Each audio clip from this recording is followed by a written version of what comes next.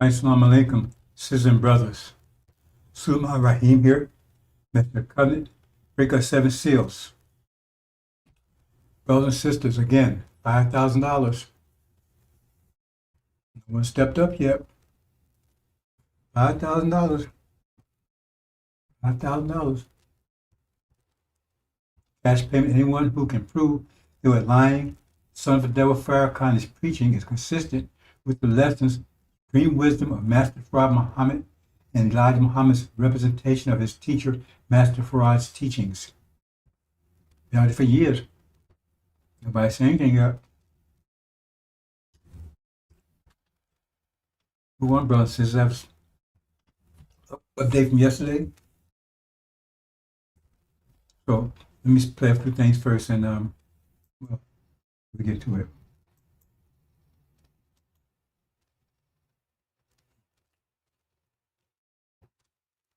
See here, this is very clear. This Quran, they tell you, oh, the Bible, the Quran, this Quran now. Allah the best knower, this book. There's no doubt. It's a guide those keep their duty, who believe unseen, keep our prayer, and spend on what we have given them, who believe in that which has been revealed to thee, and that was revealed before thee. What was before the Quran, the Bible? You have to believe in both.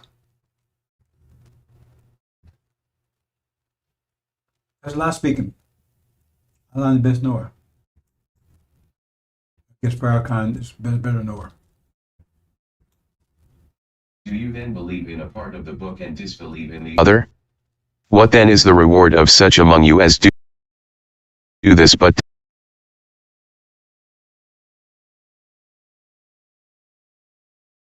do you then believe in a part of the book and disbelieve in the other? What then is the reward of such among you as do this but disgrace in the life of this world, and on the day of resurrection they shall be sent back to the most grievous chastisement.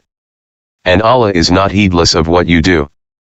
86 These are they who buy the life of this world for the hereafter, so their chastisement shall not be lightened, nor shall they be helped.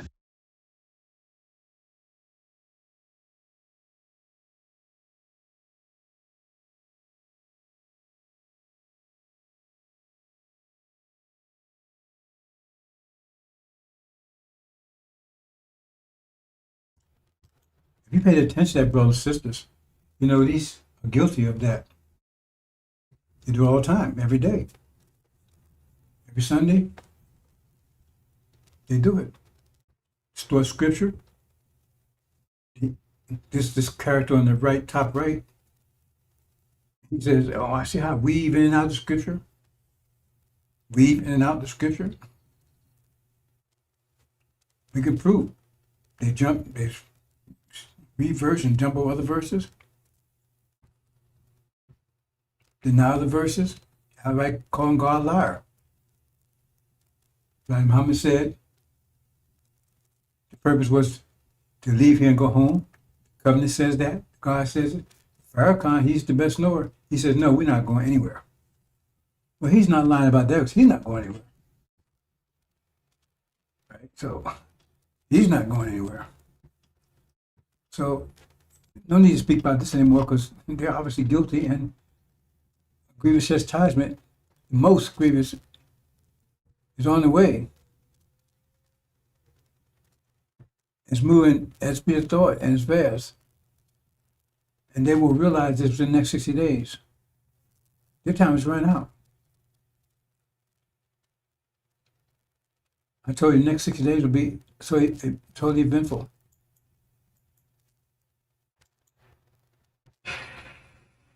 I gotta do this. Do you mind? Yes, I'm gonna do something. I don't want to put my brother on the spot. See, this is this. This is something else. Love and faith transcends color. And the reason why we embrace Father Flagler as a brother is because we find him on the battlefield of justice, being a true disciple of Jesus. And the last thing I'll say is, you'll never call us racist. Yes, sir. Yes, sir. Because this day that we honor Yes, sir. Master Fard Muhammad, if you see an image of him, put his image up. Yes, sir. That's the man whose father was a black man and his mother a Caucasian. And how many of us have a parent that's a Caucasian or grandparent? It's not about color. It's about our submission to the will of God. And in that we find common ground and unity. So I'm only one shade lighter than you, so. And Mustafa may be 4 more shades lighter. We a family. Yes, sir. Let's stay a family and be a family and love each other as God would have us to love each other. We love you, Father. Happy Savior's Day. Thank you. I had to do that. We love you. One more time, brother.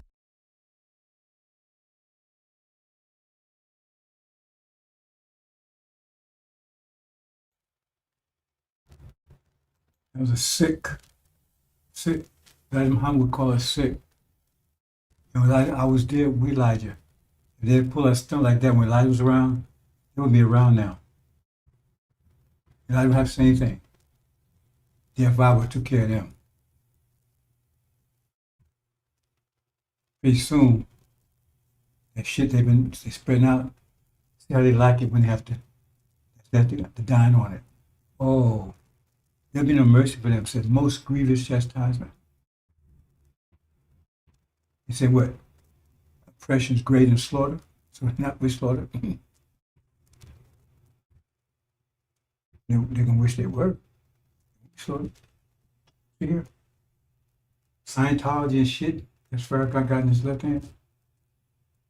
And spraying cologne of Elijah on it. It's sick. Elijah had nothing to do with that shit. Nothing to do with that shit. Shit, Scientology, had nothing to do with that shit. But he sprays on it and see, oh. And so you get the fragrance of Elijah. The texture of Elijah. See? The visual of Elijah. Beneath it, it's nothing but shit. Like putting a worm on a hook. That's what they do. They putting Elijah's name on that shit they doing. That shitstorm you just saw right there. I was with Elijah. No way. There's nothing. Show me any book. He wrote Mr. Black Man, How You Live, Mr. Serious Ride, for America, any of them, any Muhammad Street newspaper, any video. They even suggest what he just said. I'll get $1,000.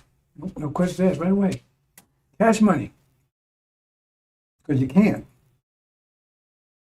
You can't. That's his hook. See, he's sent to finish off what Wallace started.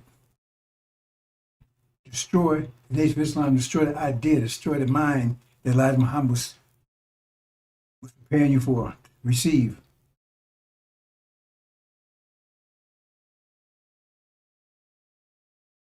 Coat his shit. Oh, here's fragrance of Elijah. It had nothing to do with that shit. Nothing. Sick. And what's going to happen to them? Stinking dog Farrakhan. Bring Elijah's name on his lying shit.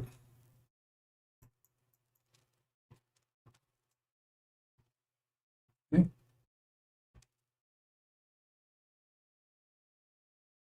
What are you doing? Show me where Elijah had any connection with any of that shit he's talking about. Show me any connection whatsoever. Can't. Okay. Let me say something before I get to this, brothers and sisters.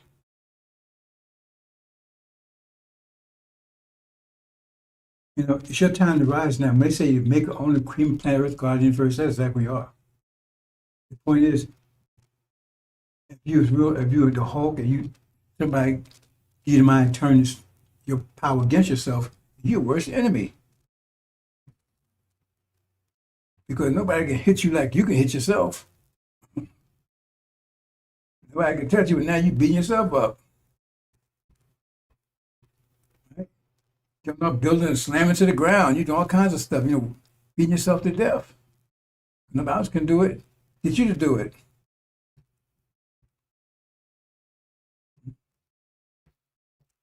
And that's my mission. Main part of my mission. That's where Elijah started. Turn that power away from yourself. And Mark ahead, you're beating yourself. Read the book of Mark. Turn it, no, in the direction where it's supposed to belong. Because see, you have control over everything, the atmosphere, everything. You have control of it right now. Well, you're using it against yourself.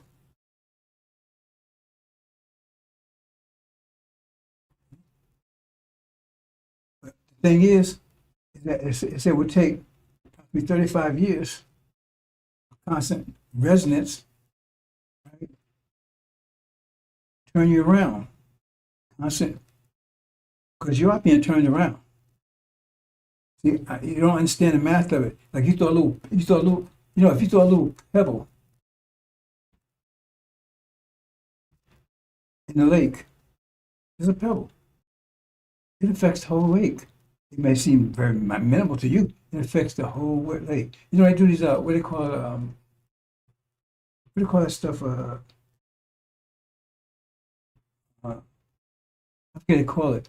They take earthquakes and stuff. I forget what they call those things, right? Richter scale or whatever, right? And they could take very minor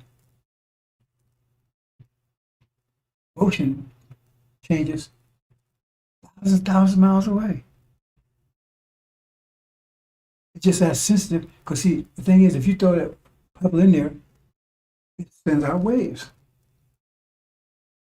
It may be little small waves, maybe a little smaller than you, but still wave. And it goes and keeps all the way to the end of that lake, no matter how big that lake is.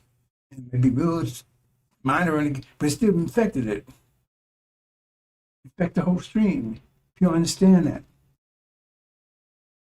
So if you remember the air, if you out here talking, you're affecting the air. You put vibration in the air. If you close to you, they can hear you. And like say, dog whistle, you can't hear it because of another frequency. It's affecting everybody. I'll put it another way. I'm trying to get you to understand the mass of it. Say, for instance, I meet someone. And I tell them something. Whatever I tell them. And that person was thinking about something. But me tell them something, that's a vector. So I affect the way he was thinking before he met me. I affect the way he was thinking. Maybe I made him angry, maybe I didn't, maybe just a little bit. But I still affected it. So when he meets the next person he talks to, that effect's going to be involved in there. It may not be exactly what I said, but maybe a different perspective the way he look at it because something I said. It's still going to affect the next person he talks to. And that next person, when he talks to somebody, it's going to affect them because you're changing the frequency of something in their thought. It depends on what degree. You're still affecting it. When you understand mathematics, you understand these things, brothers and sisters.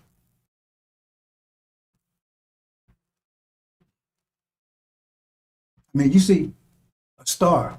Okay, you take a flashlight, right? You feel like, but a star, trillions of miles away, and you can see it.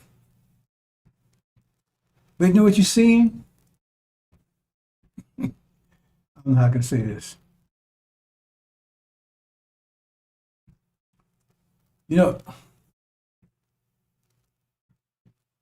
I need to really show you a picture, right?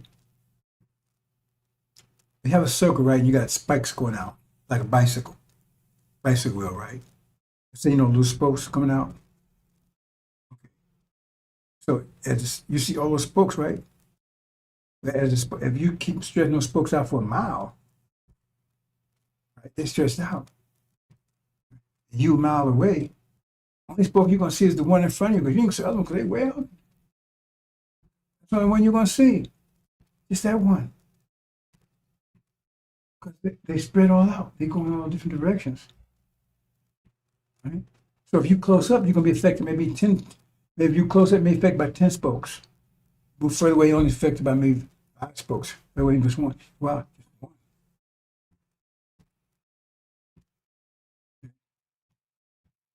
So that's when light comes out, it comes out as photons, right? Frequency, wavelengths. And it comes out of the sun, we close to the sun. That's why it's hot, because you got a lot of them, you get a lot of them at the same time. That's when you go to the sun, you click close to the sun. That's why you feel hot, because you're getting a lot of them. They're close together, so you get a lot at the same time. But the further you get away, they spread out, so you get less and less of them. It's not that they're hotter, it's just you get less and less photons. So the further you get away, you get less and less photons because they spread out so much. So how can we see a light from a star that's being 3 miles away? You see? It's just faint. Because we got in the star, because those stars are like, make our star look something like a little pipsqueak. I'm trying to give you the idea. Every action has an opposite reaction, but the point is, everything is, it affects everything.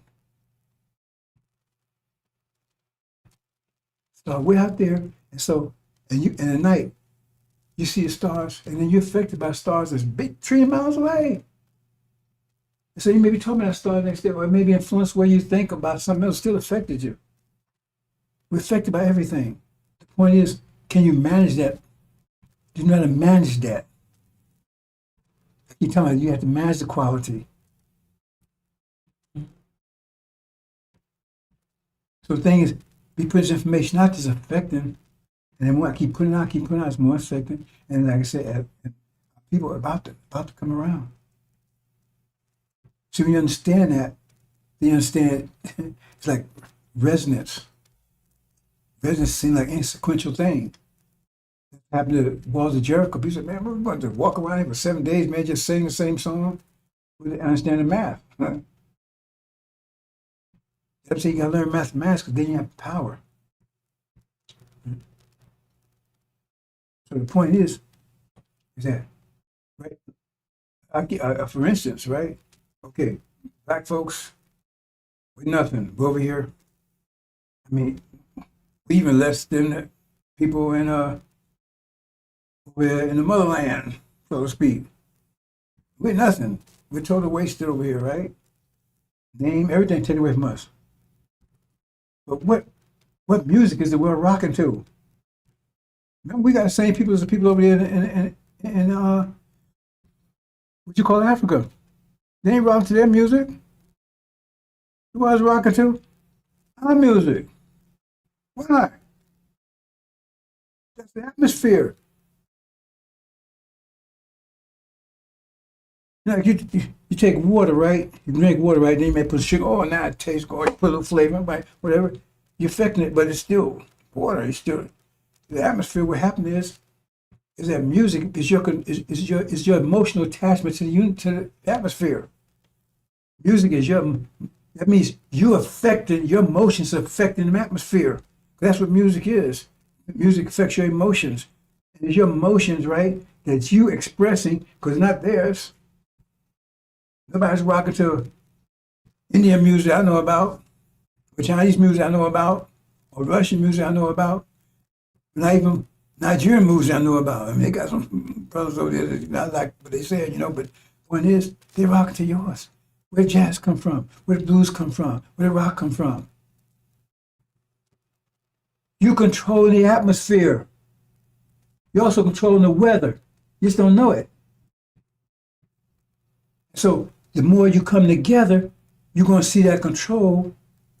You're going to be more obvious that control. And then you realize the God, that's why the Levites had to go to tribulation. They got to understand who they are.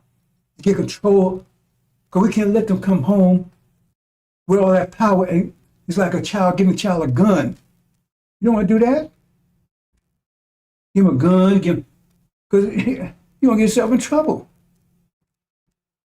The Levites have a lot of power.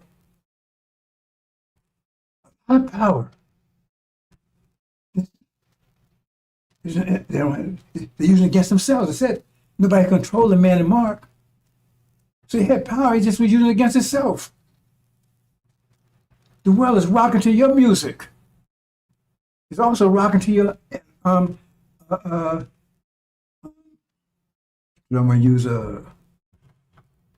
innovation, but you don't realize because they're hiding it from you too.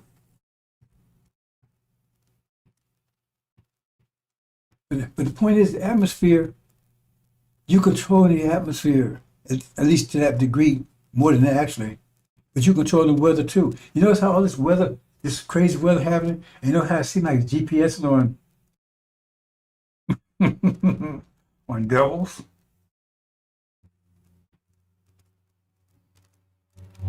Because you're getting angry, you're angry and you're starting, right? So you're getting pissed off, you're about to blow.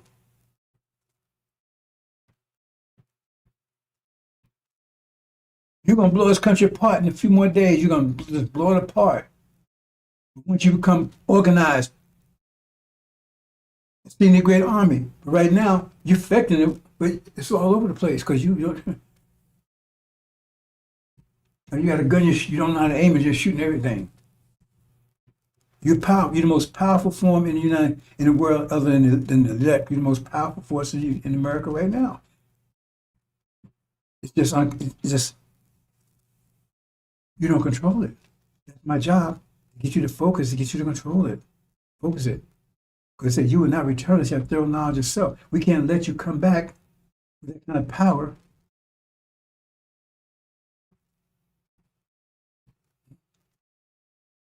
You know, let me, I don't know if you're gonna make this connection. You heard of Van Allen belt? Okay, the Van Allen belt, if I remember, it's a ring of meteors and stuff like that, right? That's between Mars and the Earth, all the way around the sun, right? The circle, right between the sun, between the orbit of the Earth and the orbit of Mars. I believe it's either that or Mars and Jupiter. I forget.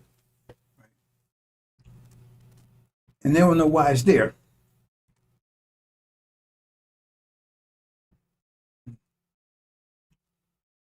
No, they said, well, some planet blew up or something. No, we put it there.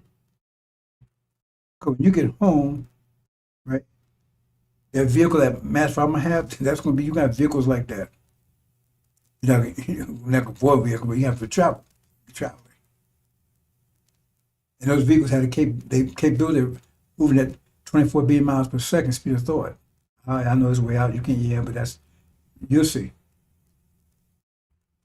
So, if you had a dime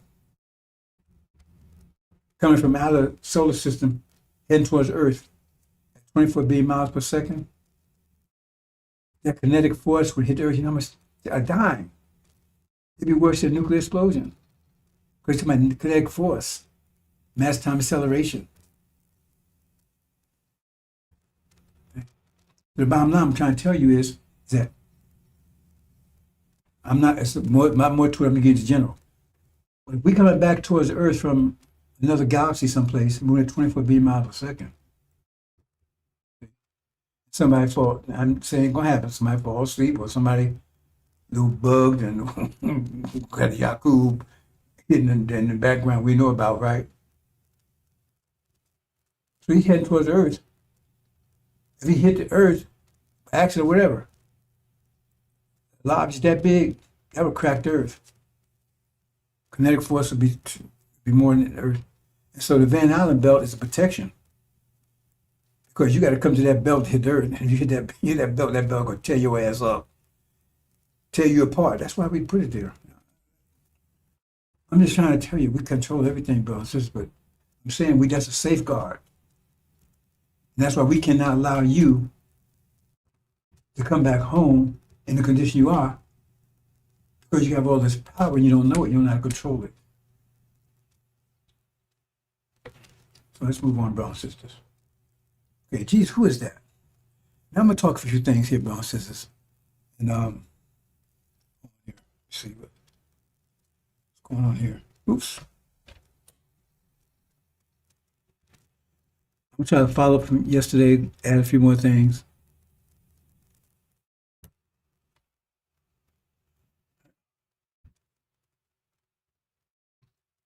And you're gonna think these things through, bro. So I'm like I said, I'm gonna show you a couple of things here. So you see, so much to talk about here. So I'm trying to keep it as simple as possible. But you can oversimplify it. I don't want to do that. But it says, read chapter 20, what you call Revelation, it's the angel. It talks about the dark age. That's happened. But it come out to be, God can make out come out and see the whole world. I mean, the world's in a state of deception. And it's really dark. You know how dark it is, because we make all things new. This here, like Elijah Muhammad said, this was like a dream. It's nothing. I mean, if you was living back 2,000 years ago, man, you might have thought, man, using Rome, that was costly. That was all great stuff. Look back at that now, man, that's compared to what's going on right now. Like I said, no eye or ear or heart can comprehend what's about to happen when we get home, because it's going to be this is. And Elijah Muhammad, he said, we won't even be able to remember this because it'd be like it was a dream, so far removed from the reality we're bringing in. Okay, let's look at this, see what happens. Go.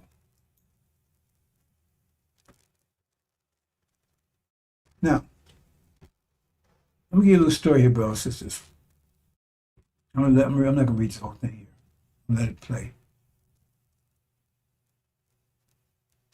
But there's a couple of facts that you're not aware of because you're not paying attention. You should start paying attention because this thing, you at a pause right now, and this is like a blessing. I wouldn't expect, I should have expected it, right? But you to pause, this pause right now, it's precious in many ways, but it's not going to last very long. Once that war starts back up, brother, it's the game is on. It start up, everything falls right on. And deception, and I try to bring, deception is much more you can even imagine. Like this thing about Jesus. There's no such name, no such person. I prove it to you. That name is a made-up name. So who is he? It's a made-up name. So who they talking about? That name Jesus is not found anywhere in any scripture anywhere. Or it's about, it's a translation. Go to the manuscripts. I'm going to show you in a minute. Go to the manuscripts. The original language written in. Take Aramaic or Hebrew, even take Arabic if you want. And you won't find the name Jesus there anywhere. And the name Christ anywhere in there. Nowhere. You won't find it anywhere. Just ain't it there. Tell me I'm lying. I paid $1,000. You can prove otherwise. It's just not there. But yet still, that's the God. That's the one who's going to do everything. You're not there. So where did it come from? Now, if you translate Aramaic, that's what this is right here. It's Yahshua. If you translate that to English, it's Joshua, the same thing. Yahshua and Joshua. Same thing. That's what it is in Aramaic. And the Bible was written in Aramaic, some of it written in Hebrew, but those are two languages written in. And the Quran was written in Arabic. They're all pretty Semitic languages. They're pretty similar. But no, there's no Christ. There's no Jesus in not any of those books.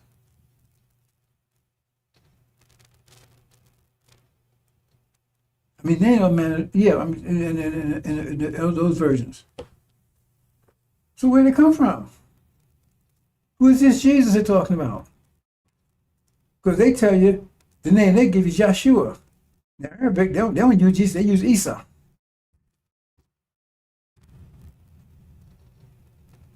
Isa ibn Miriam or Isa ibn Yusuf, meaning Jesus son of Mary, Jesus son of, if you're going to say Jesus, but the name is Joshua.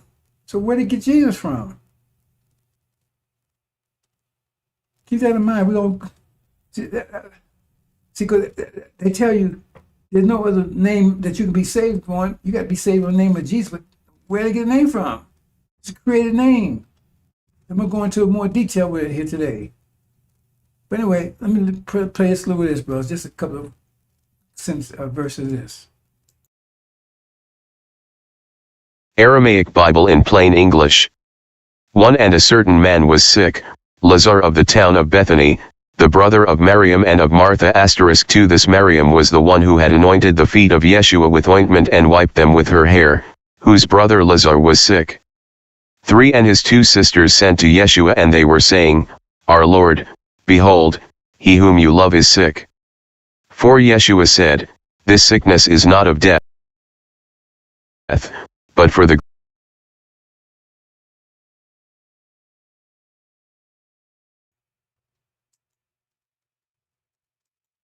Now that was the so-called New Testament, right? Now this is from the so-called Old Testament, right? I'm just showing one right here, and it's talking about Moses. When they say Mushi, it says that's the equivalent of Moses. That's where they translate it in Aramaic, right? Moses. And this is when Elijah departs, and everything the authority is turned over to Joshua. What happened to Aaron? See, nobody pays attention. Aaron didn't make it to the promised land. He died in the wilderness. Why? Because he got killed with the rest of his people who got killed when Moses separated message of the covenants follows from his. So you read the whole thing, because what happened to Aaron, you don't hear about him anymore after that. FARRAKHAN claims it's Aaron. So I'm going to look a couple of verses here, and then I'm going to move on.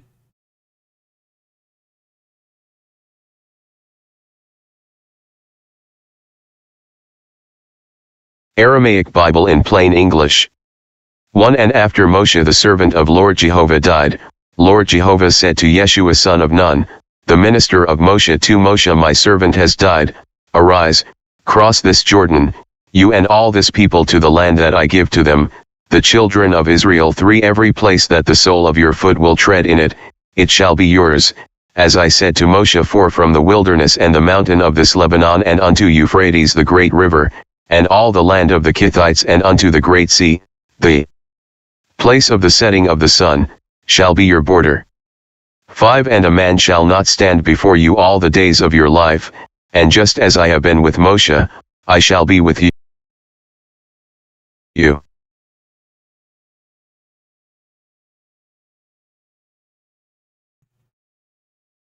Okay, so that's the name. Now that's Joshua. Not Jesus. But they make you think Joshua and Jesus are different people. Who is Jesus? No, it's Joshua. There's no Jesus. Never was. Never will be. The name is a made-up name. The person they're talking about is Joshua. Why is that? Why would they do that? Because if it's Joshua, then you have a different, because now Joshua's in the Old Testament and the New Testament, so to speak, right? He's the one that's going to take you home. And the implication of that is so powerful. Let's move on. Let's read a little more. I get to that. In the Bible, the name Joshua or Yeshua, see, means Yahweh is salvation or God is deliverance. So they reference Joshua as a God. He's the one who's going to deliver you. Deliver you from where? To where? See? Joshua is a prominent figure succeeding Moses. What happened to Aaron? Aaron's not there. See, all of a sudden you start questioning, what happened? See, somebody's telling you Aaron, so you, right? And as the leader of Israel and guide them into the promised land. Wait a minute, Joshua, he's taking the promised land. He ain't staying in America. You see, he got problems right there with this stuff that Mr. FARRAKHAN is telling you, because right now you got all kinds of problems with that just right here. Right? What happened there? Oh, we leaving here going to the promised land. It's totally against everything he's saying, but it's totally consistent with what Elijah was saying. Move on.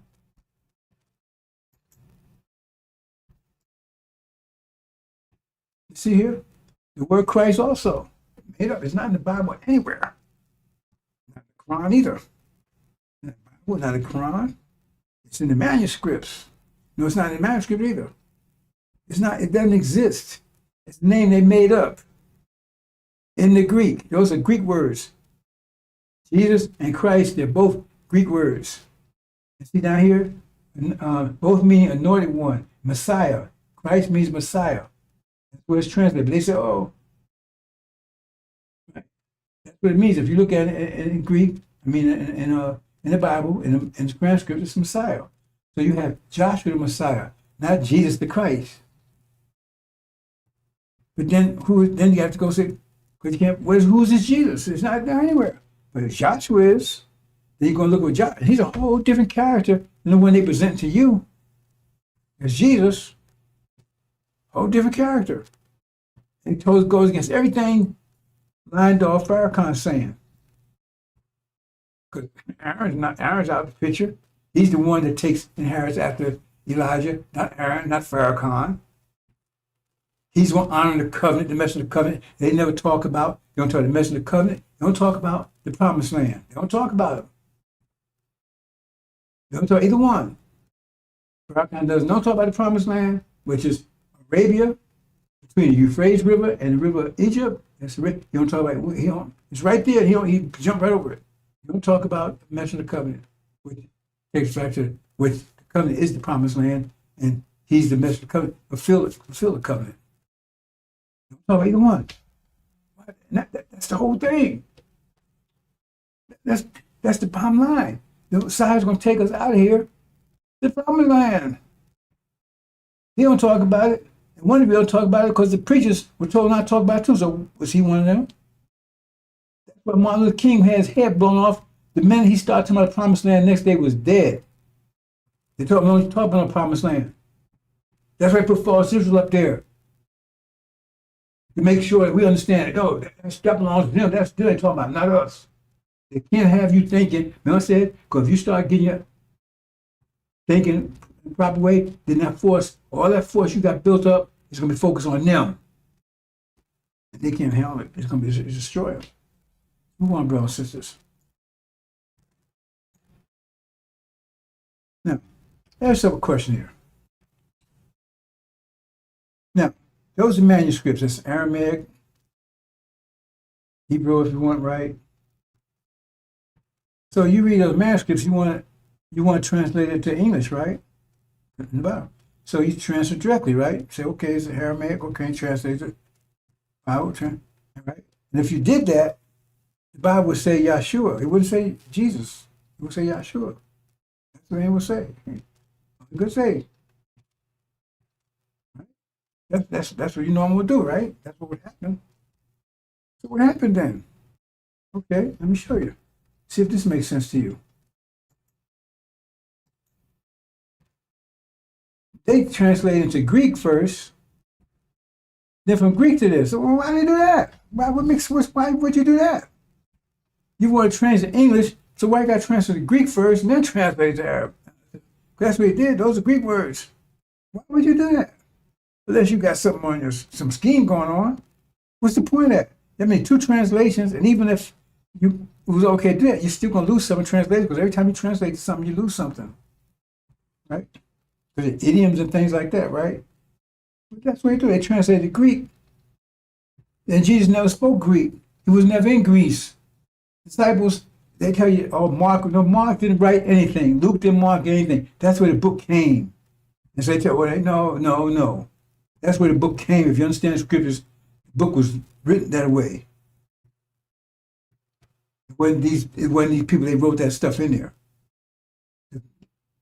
The prophet Isa ibn Mir, what you call Jesus, presented the book. Well, the book was complete with all that was written. But even so, the point is that you still all those. If that was true, then you wouldn't find Luke and Mark and Matthew. You wouldn't find them in the manuscripts.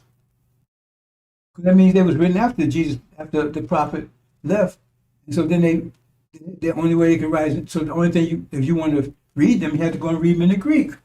Except they left and went to Greece, and they were speaking Greek now. Think about that. If they wrote it and they wrote in the Greek, then you would not find Mark, Matthew, Luke, and all and Mark, or you wouldn't find any of those books in the manuscripts. It wouldn't be there because they wrote after the prophet left. Because he had the manuscripts. So you can go to get the manuscripts, Hebrew and Aramaic.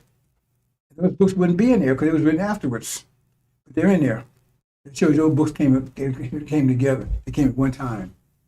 Think about that. Did I say something wrong there? They said it was written afterwards, after the manuscript. The manuscript was what the prophet Isa left. They called the gospel, whatever. Right? They wrote he wrote that. So if those books was written after he left, those books wouldn't be in the manuscript, would they? Then they would be in Greek, and you have to go to Greek to translate them into English. But no, they're in the manuscript. That showed they wasn't, those people didn't write those things. That's the way the book came. So you say, why would they do that? Remember, they would come out, deceive the whole world deceived. So everybody was deceived, right? Except the God and the high priest and the elect. But said it was so deception was so great that it could almost deceive the elect. They couldn't see the Lamb because he was able to break the seals and expose the truth about everything. They said, what the hell is happening here then? Why do they do this? Because first of all, they had a problem with the prophet Isa ibn Maryam, which you call Jesus, to begin with. Because right there, that's one of the reasons they wanted to crucify him, which he wasn't like Quran, he wasn't crucified. They would have made him think he was crucified, but it's no story altogether. The point is, if you read that book, you read it correctly, it's against these Europeans that had control of the book. See?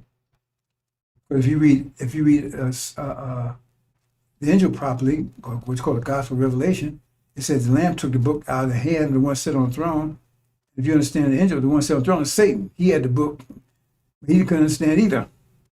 Because if the one sitting on the throne is God, how could God have a book that he wrote and don't understand it? That's not God sitting on the throne. So no one in heavens or earth or on earth could break those seals and read that book but the Lamb. So if the one on the throne is God, how would he have a book that he wrote? The Lamb didn't write it because he had to break the seal. If he wrote, why would he have to break the seals? So if the one sitting on the throne is the God, how come he can't read a book that he wrote himself? That's Satan. They had the book, but they didn't understand it.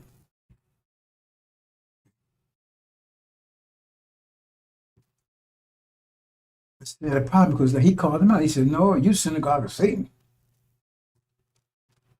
He called the devils out too.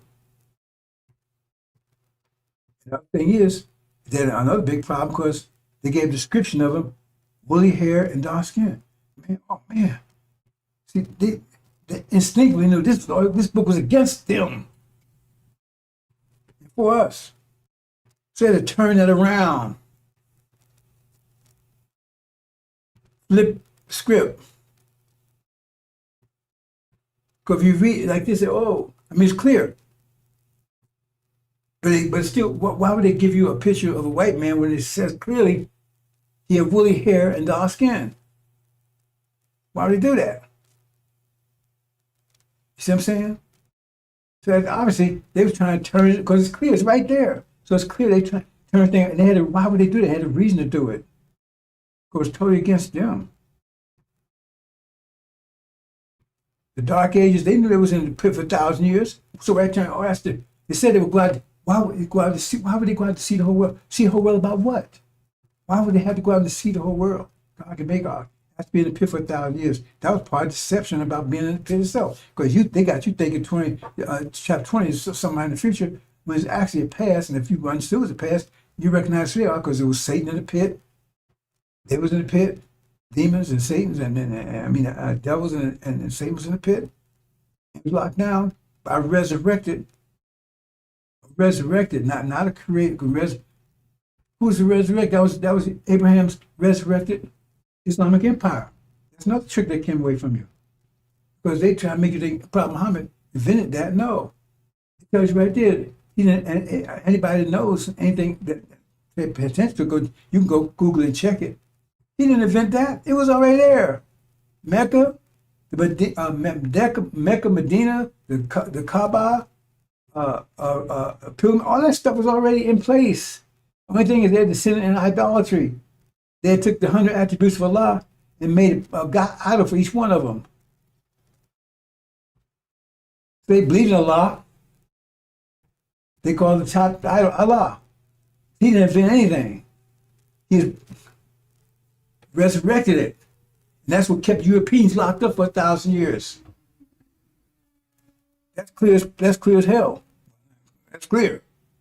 But they tell you, see, why are they doing this? Because they know who they are and know who you are. And that's why I meant to, give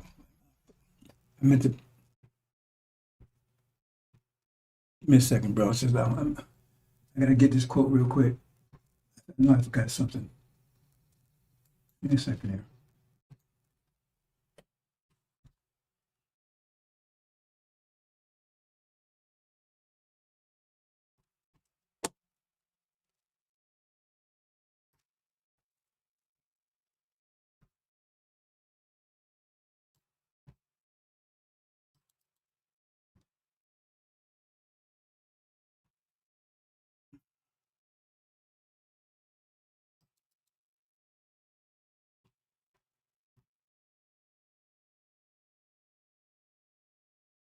Mm-hmm.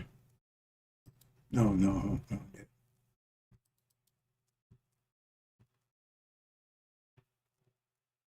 Give me a second, bro.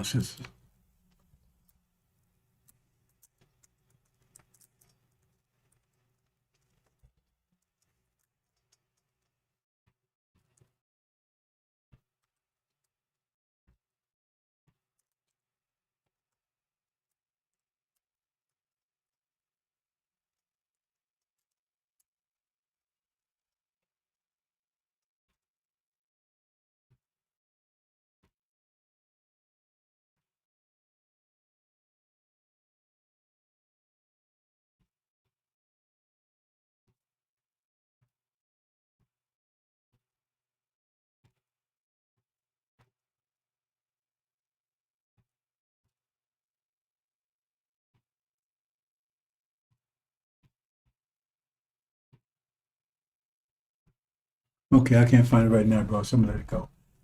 Well, I'll have to talk about it next time. I know I forgot something. Anyway, I can make my point without it.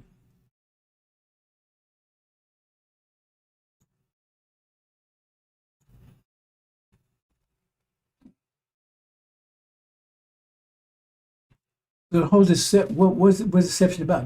First of all, deception about who they are, who we are. Because they didn't make it warn us.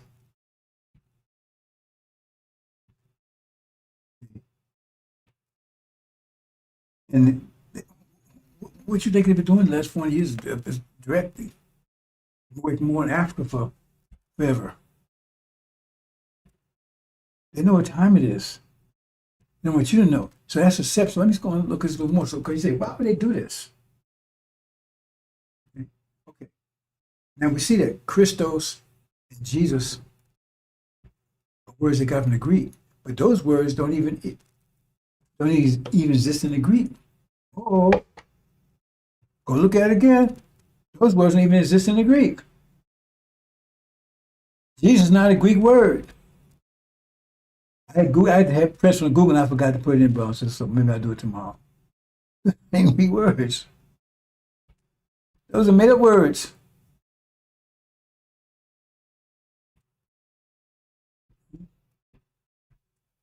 They're made up words. So you don't find them in the Bible. You don't find them in the manuscripts. You find them in the Bible now, translations. But you don't find it in manuscripts. You don't even find it in the Greek. So where the hell they come from?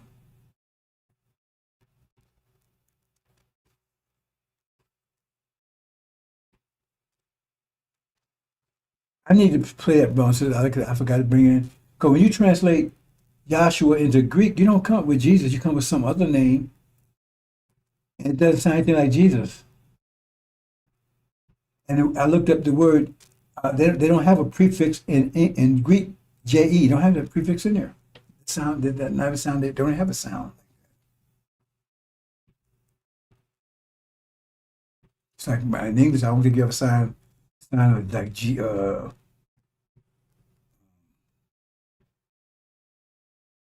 GX. I don't think you have a sound like that until words start with GX. You don't have a sound like that. So where did it come from? Where did you get this from? Something they made up.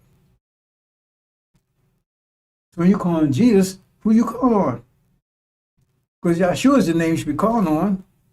They made this whole thing up. You want to tell me word for it? Everything I say, I can prove. Let's go check it out. Okay, let's go and see what we got here. Now, they had this god called Zeus. And Zeus is he's the main god. He's like the father. God, Zeus. Zeus. That's the Greek god. Top god named Zeus. Now, he's the god of the heavens, skies. Keep that in mind now. Not God of the earth. He gets God of the skies and the heavens. Okay? Keep that in mind. So that's one picture of him. Now, see Zeus. He's God of the sky, king of the gods. Now they have a word GE, like geography, that kind of stuff. That's Greek words, and it start with G. So they don't have that word. That sounds close. It's close. You'll get is G, like Jesus. Close you'll get. They don't have JE. They have G. Right? See, and so, and Zeus is like, he's the god. But if you put G there, you say he'd be the god of the earth. Jesus. Jesus. That's where he got it from. Jesus. Because where would this Jesus they tell you about? Where's this kingdom at? Where's this kingdom? Right here. His kingdom is established on the earth. He's the son. His kingdom is established on the earth. They made that up. They got you worshiping a Greek god. Now tell me I'm lying. Go check it out. They made that word up, Jesus, because there's no such word. The only way you get it, you put G in front of Zeus. Jesus. Means the God of the earth. And that's what Jesus said, his kingdom will be on the earth. So you got Father his in the heavens, his on the earth. The only way you could do that, they had to translate the Greek first, then translate back to English to do that. That's why I got to go over there to get that. Because the word Jesus doesn't even exist in Greek. Doesn't even exist there. Christ either. And Christ means Messiah. So Jesus, God earth, he's the Messiah. So you think about it, brothers and sisters. Otherwise, tell me where it comes from, because like I said, nobody can tell me where they got the word Jesus from. You tell me they got it from, because they didn't get it from Greek. It's no such word in Greek. Right? But if you do phonetically you get Jesus, phonetically, and then you just write in English, J-E-S. Jesus. Phonetically, that's Jesus. Tell me I'm wrong. Show me where I'm wrong at. Show me where you get Jesus any other way. Jesus. God of the earth.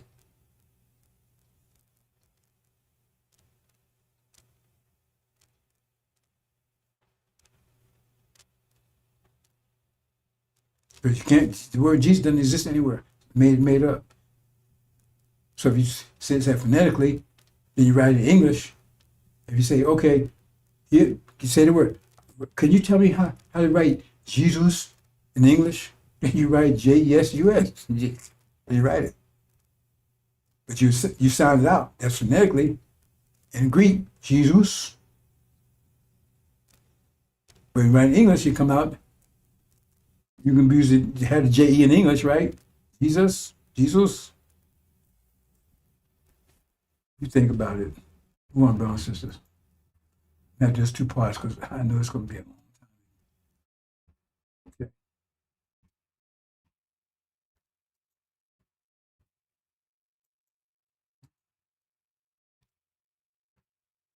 Again, it's Satan. They tell you he's God in this world, so you don't believe him. Jesus. So he's God in this world. That's Joshua. Joshua is the Messiah. That's what the manuscript says. It was Joshua. He's the one. He's one of us. He was a captive in Egypt. He was a follower of Moses, Elijah. He's a seed of Elijah, not Aaron, because he continued where Elijah started. Elijah prepared the way before him.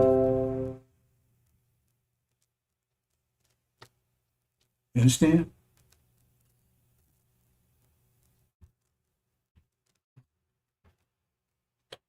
So then you got this Jesus person, Satan person. What's that? It turns around, you get Santa Claus. They really got you going, brothers and sisters. They said they're going to deceive the whole world, deceiving about who you are. Because that's the first thing in war, that confuse the enemy. Got you confused. When you confuse the enemy, it's easy to storm. They got you confused. You don't know who you are. You're all confused. They got you believing in a fake God. It don't even exist. They build a cross around your neck, and that wouldn't even. In fact, there's no such thing Christianity in the Bible. No such thing in there. It ain't in there. It's something they made up. I just show it to you to prove me wrong.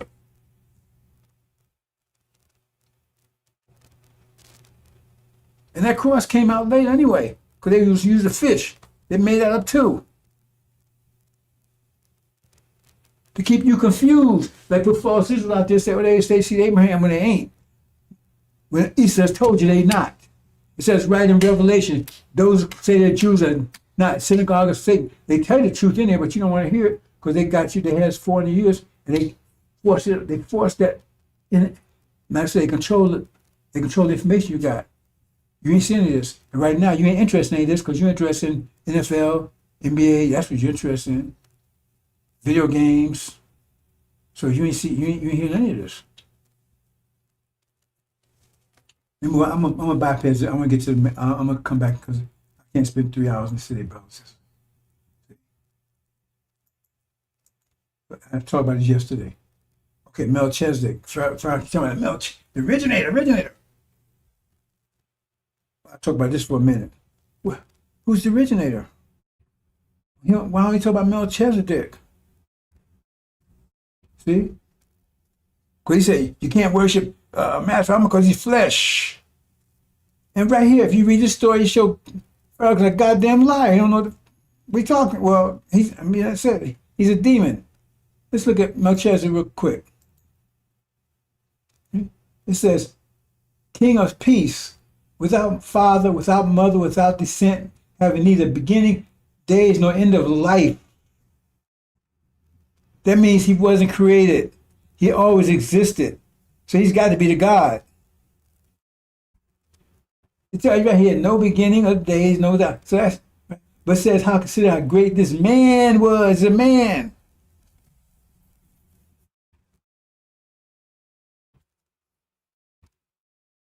You don't can live continuously, right? None of us do. We regenerate. And then we're going to cocoon, no. If you read the scripture carefully, right? He just brings back through the womb again and upgraded. Because time keep changing. We can't stay in this body for the same body forever. We have to keep moving, upgrade. That's another story together. But that's what it is.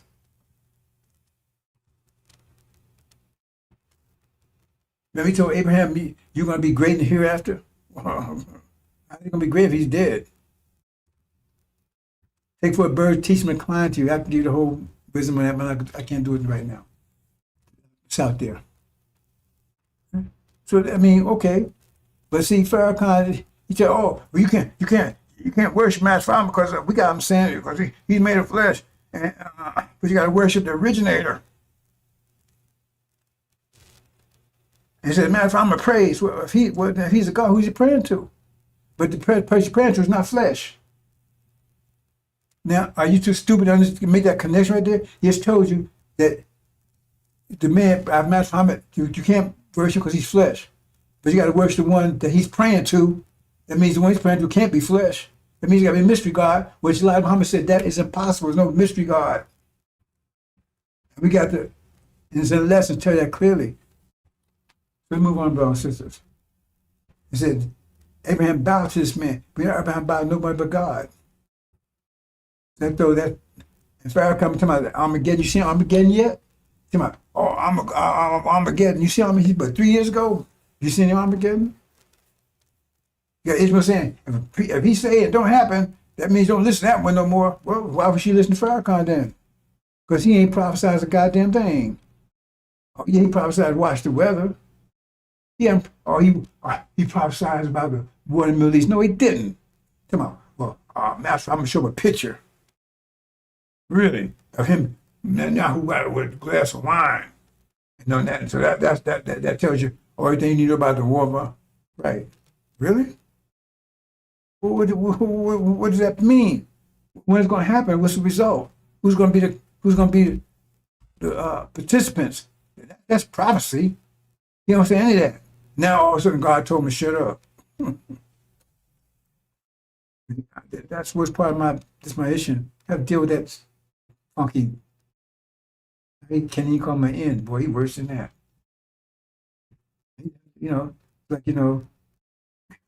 I tell you, man, hey man, that's your house right there, man.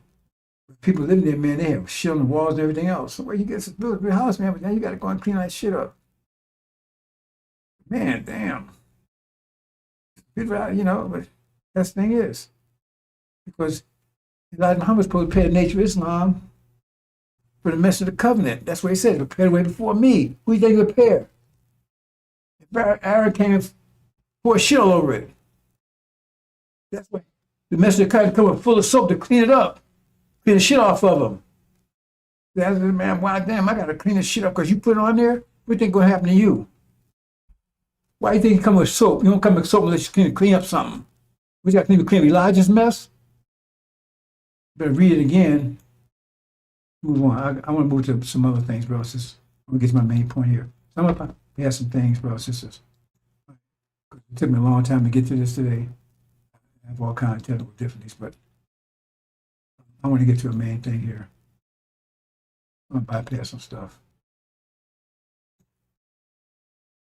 I'm going to get these cycles.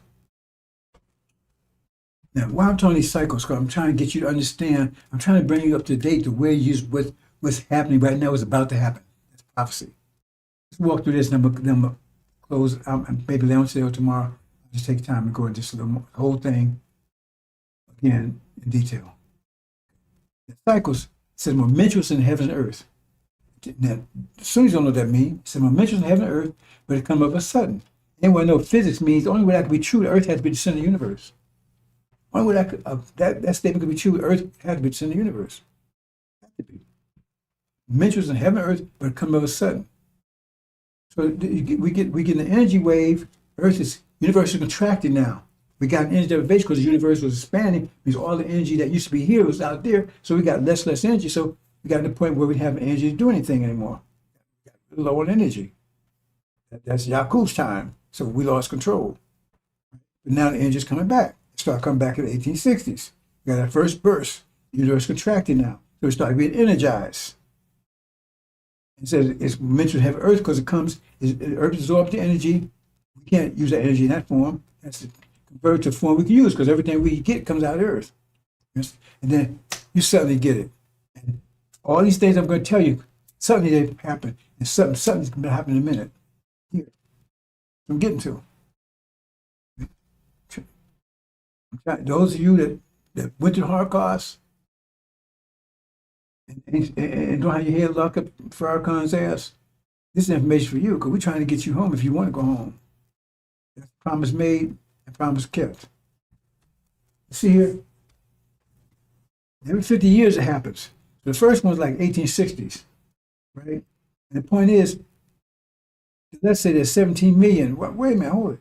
That number didn't exist even mass promise because it's probably 34 million blacks in America now, but half of them are demons. That's where it's 17 million. They don't understand where less come from. 17 million are saints and 17 million are demons.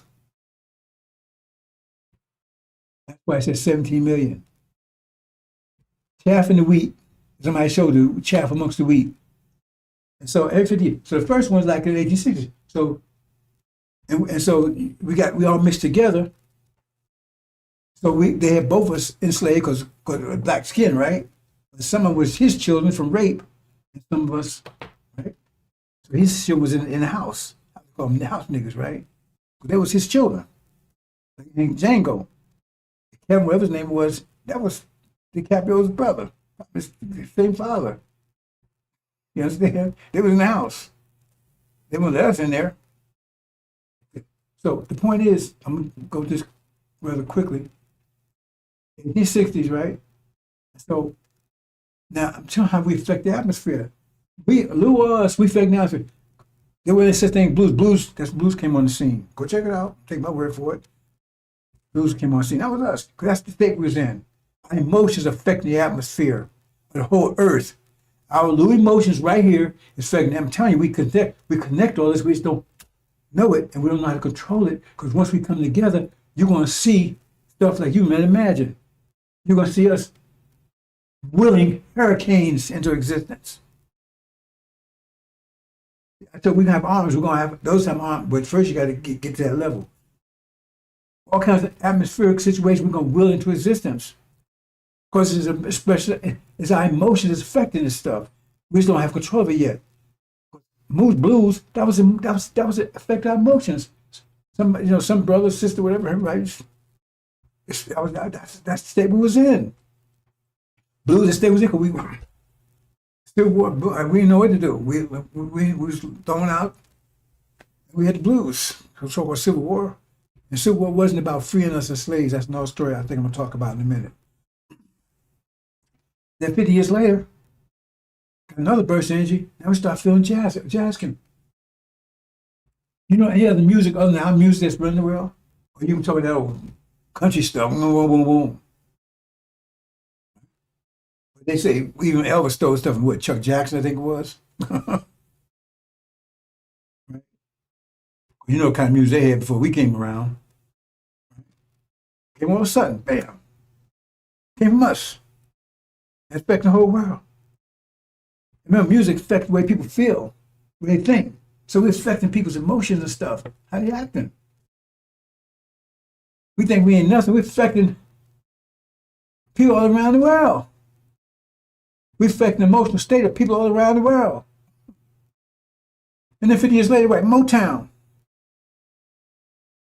And now we're on the 50-year mark right now. So I mean, something dramatic happened. And each one of those things happens subtly. And it causes the division. Because in the first one, blues, you had the one would stay with house niggas. They want to stay on the farm. I want sharecroppers. Oh, got the hell out of there. I want to get to the cities, man. They got the hell out of there. That's the original people. Their mindset was get the hell away from the devils. Their mindset, well, we'll stay with you, daddy. We'll stay here with you. They want to stay with master. The jazz came in Afrocentric, Eurocentric. And those people like Du Bois, man, we need more like white folks. Educate like them, act like them. And the people like Marcus Garvey and even Master, right? Saying, hey, we started thinking about Africa. Started thinking us being who we are, not being like them. That's a fact. This is where it happened. And then 50 years later, right? Remember, these things happen suddenly. And then Motown, bam, 50 years later, integrate separation. They want to integrate, like Muhammad, separation. So now, what's going to happen now? Demons going to stay here. We're leaving. That's where we're at right now. We're going home. Check it out. I'm going to go into a little more detail here in a minute. Okay, let's look at the shaking first. When we started getting energized. 1860s to 1870s. It was a 50-year period, so it's not, it's in that range. Not come exactly 50 years. It's in within 50. It's 1860. So that was Civil War. We didn't do it to break our chains. No, it's still together. Remember, we're affecting them. Okay, stay with master, leave master. That was the idea. Still got to stay master. I'm gonna get the hell away from master. Get away from the plantation. Get away from there. Right? That was the idea. And two different ideas. Right? And that was Civil War. And said the main cause of American Civil War were conflict over slavery. Be carefully. Disagreement on state rights versus federal power, economic difference between the industrial North and agrarian. I told you it was about economics. And sexualism. Expansion of slavery into Western territories. See, they were trying to stop it. They weren't trying to stop it. They were trying to stop it going to West territory because they didn't want it to affect their economics. Right? The election of Abraham Lincoln, 1860, and cultural disparities between the regions, all heightened tensions, all that led to the secession of Northern. They said everybody was about freeing you. You Google this. They keep telling you that's another lie to keep you confused. The cause of Civil War and its cost to a young nation. More from West about the cause of Civil War. What led to the outbreak of the bloodiest conflict in history of North America. A common explanation is Civil War was fought over the moral issue of slavery. No, they're saying these historians, not black ones either. In fact, it was the economic of slavery and political control of that system that was central conflict. It wasn't about freeing you. Again, now using the Industrial Revolution, how to keep you a slave and how to control it. In the Industrial Age. The key issue was states' rights. The Southern states wanted to assert their authority over the federal government so they could abolish federal laws that didn't support, especially laws interfering with South's rights to keep slaves and take them wherever they wished. Another factor was territory expansion. The South wished to take every slavery into the Western territories, while the North was committed to keeping them open to white labor alone. So keeping slaves. Meanwhile, the newly formed Republican Party, whose members were strongly opposed to the westward expansion of slavery, not slavery, the western expansion of it into new states, was gaining prominence. The election of Republican Abraham Lincoln as president in 1860 sealed the deal. His victory without a single southern electoral state vote was clear signal to the southern states that they had lost all influence. Feeling excluded from the political system, they turned to only a term they believed was left to them, the political decision that led direct to war. Okay. Keep them holidays. Lincoln to free you. When he started the war was going bad, he said, "Well, if y'all fight on our side, if y'all come in and fight with us, we're gonna free you." And they didn't even do that. See right here, this is this concentration camp where most of the soldiers, black soldiers, end up in. And this is what worse than this. I couldn't find a good picture, right? A lot of them starved to death up in there. That's another story. I'll move on, bro. 10. Why did Muhammad and any Muslim... Okay, I've got to get it. This happened to the so-called soldiers. They went to the cities. They stayed on the farm. Demons. Stay with master, the house niggas. I'm getting the hell out of here. Very dull. I forgot who his contemporary was, but then move on. Then the next stage, jazz, 50 years later. What was that about? 1910s and 1920s. Two philosophies, Eurocentric, Afrocentric. One was think more like, that's Du Bois, more like white folks. Be like them. Give that example. I want to say, hell, we get the hell out of here. We want to be like black folks. We want to be like ourselves. We want to be like them. Two distinct ideas. Because you had two different people that was mixed together. And during that time, 1919, you probably most of them heard about that. The Red Summer, outbreak of racial violence known as the Red Summer. Remember, another violence that had to do with black folks again. Suddenly came out, occurred in 1919, event that affected at least 26 states across the United States. They don't tell you about that one. They tell you about the one in the 60s. Because black folks are being energized now. It's like an elevator. I want more room. And the devils respond with violence.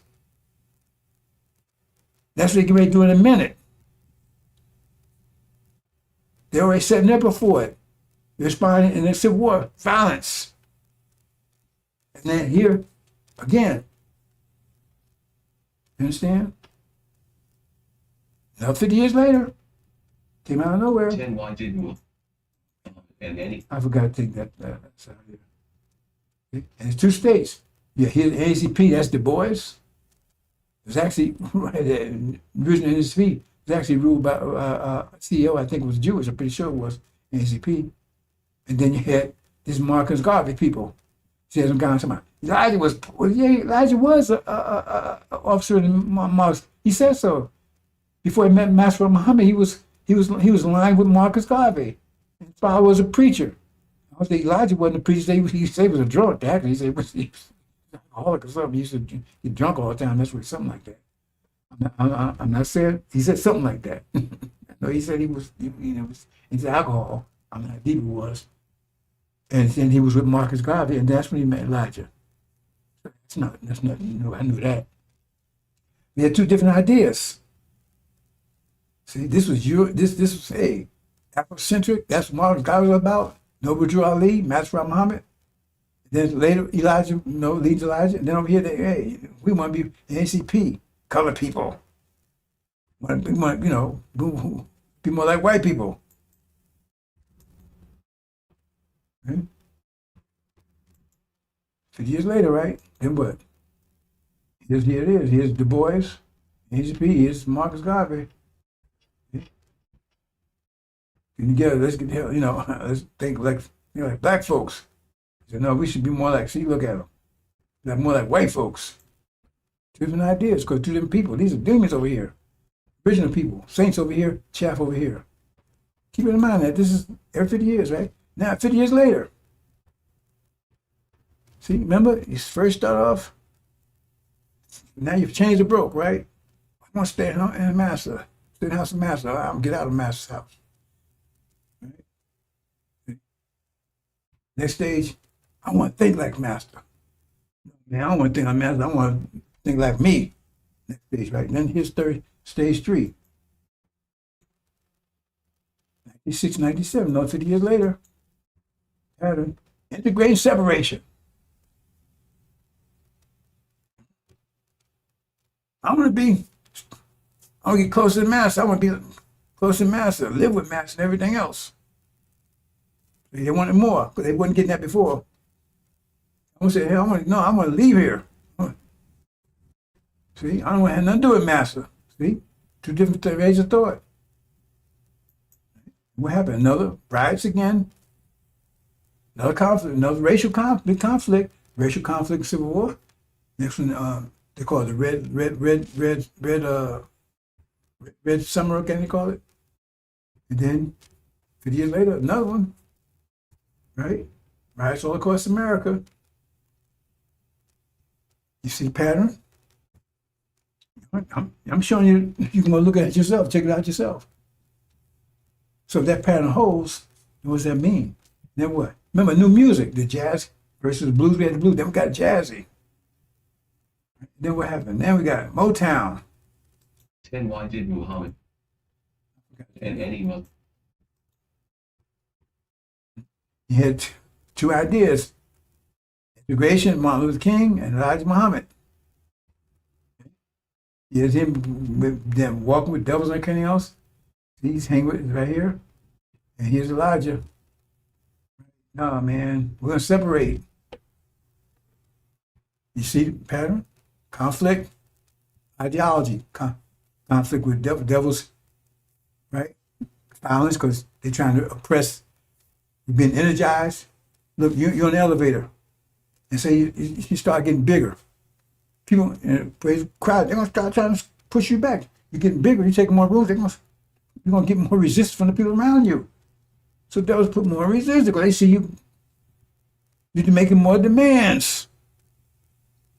You energize. You want more room. You got more. You got more control. You got more energy now. And that's the way we responded. The violence became greater and greater and greater. Okay? Hope you understand that, brothers and sisters. This is the 60s, 70s. And now, this 50 years, now we're at this point right now. What does this mean? I don't know. I'm saying victory. I don't know the name of the new sound. I've been telling people for years. New music is going to come about. Because reflecting how we feel. Because we control the atmosphere. Music is the flavor of the atmosphere. And we get a flavor to the atmosphere. Because how you hear music, it's managing the atmosphere. Well, I would say manage it, but it's manipulate. Well, I don't want to say manipulate either, but it's right. It's the atmosphere. So you can drink clean. You can have no music and just have this like drinking straight water. Keep you alive, right? You put a little wine or something in, it's gonna be over jazzy, right? So we put some. Now we into our music. That's how we reflect now. So now it's gonna reflect our emotions, because that's what Motown sound. Say I'm loud, I'm black and I'm proud. Was most black folks start, right? And now this one is victory.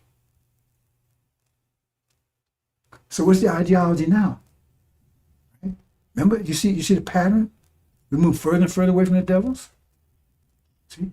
But the point is that they had to send somebody in to try to neutralize that. And that was FARRAKHAN. Try to neutralize it. I'm going to speak to that in a minute. Okay. 2020s, 2030s came right on time. COVID. 2019, 400 years. 2020, exactly on time. I'm not getting to that right now, bro, since I got to close. Depart.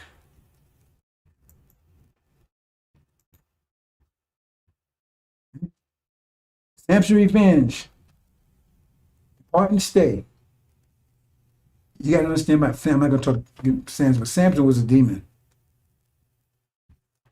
He stayed and bought everything down. He got his revenge.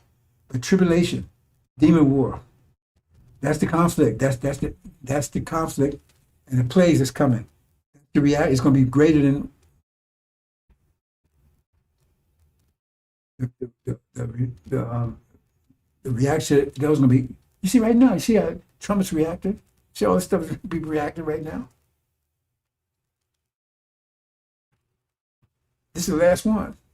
I kind of missed a couple things here, bro. Since that didn't come out like I said. Yeah, I missed a couple things. Okay. I have to speak to it. Depart and stay. Depart and stay. That's demon's ideology. We want to stay here with Master. We don't want to go nowhere. And the other ones depart. We're getting the hell out of here. We're leaving. So we actually want to leave. That's victory. We're going to actually leave, and they're going to stay. This next day, see, what's Farrakhan's philosophy?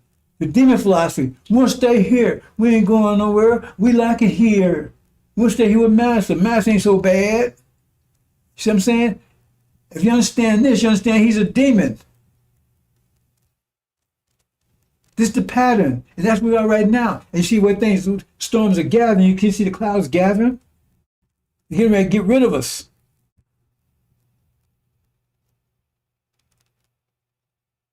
Black folks make too many demands now. They want more.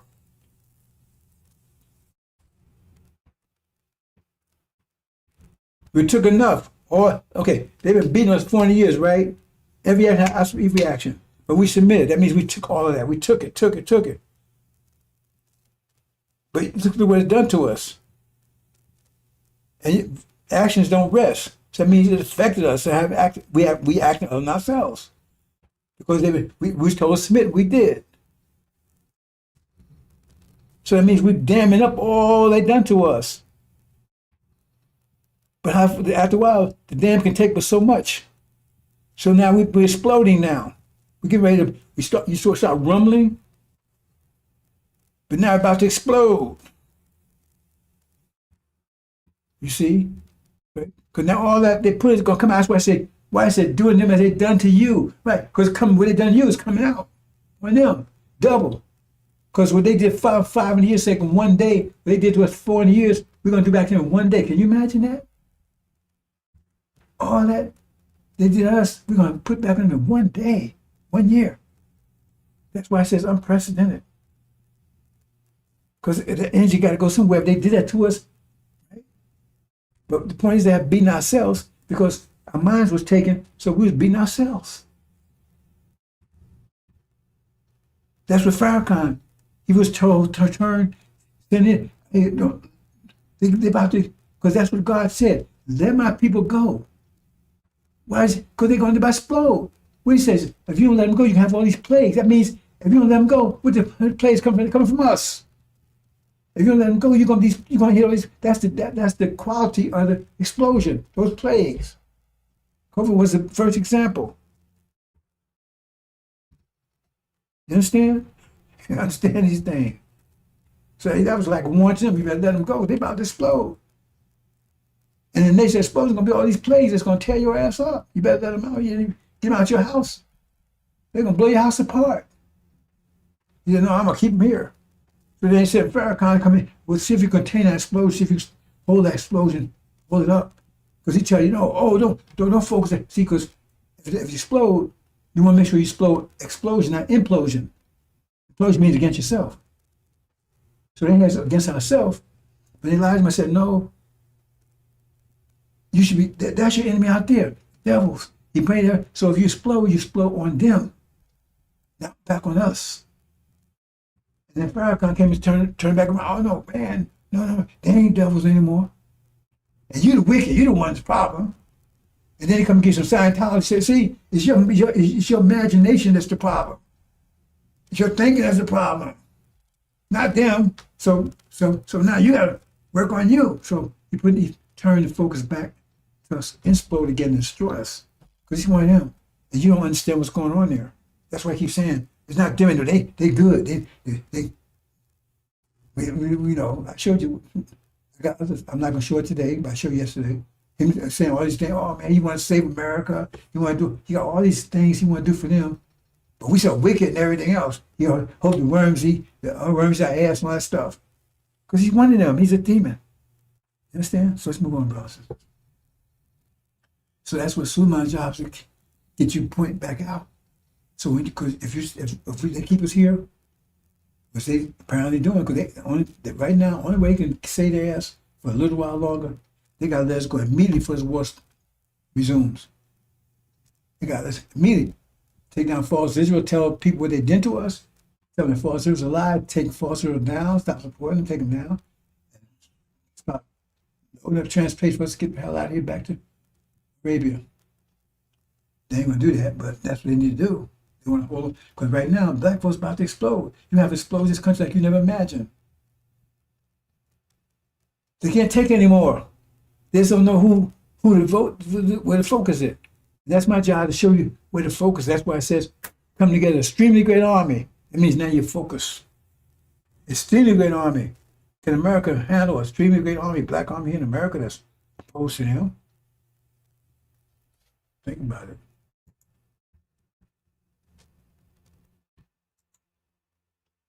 Right? That's the tribulation. October, I'll put a date out there, brothers and sisters.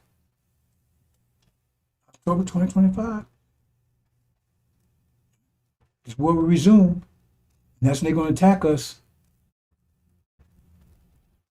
That's going to attack us. I can't say exact. Only match from no exact date. So I'm close. Right? That's my call. October 25. Definitely be before December 2025. That I'm called it. October 25. They're going to attack. They're setting you up right now.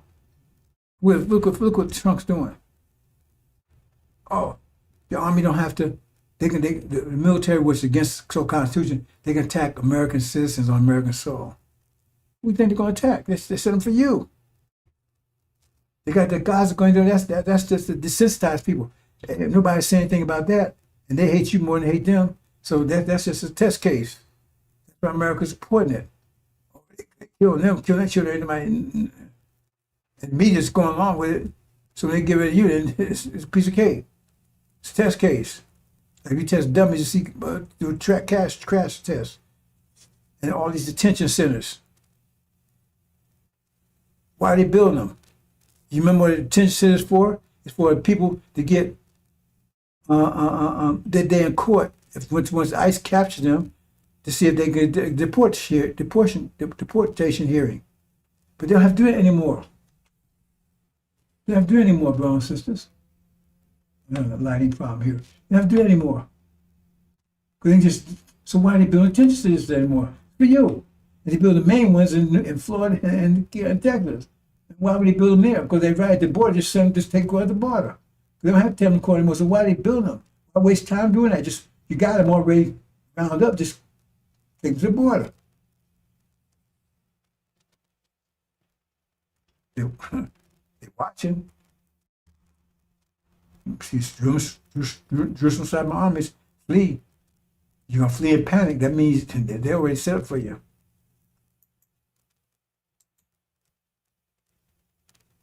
And that's we get back to Joshua again. I'm gonna have to close it, bro. Since I'm gonna have to talk tomorrow, but later. See, Joshua's supposed to take you. See, if you understand what Joshua is, then you know heaven is not way out there; it's here. Because His kingdom on earth, so heaven is right. Heaven is right here in the middle. I've said one heaven, and hell is where we are. That's what Joshua takes out of hell into heaven. We're in hell now. This hell here, where the demons are. FARRAKHAN wants to stay.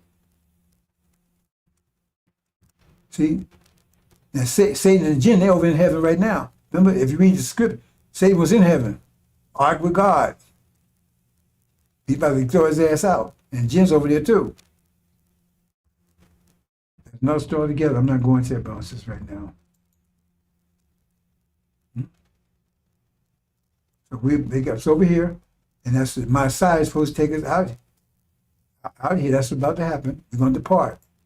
The demon's going to stay. They're going to tear this country apart. The Levites, they're going to have a part of it, but demons are going to finish the job.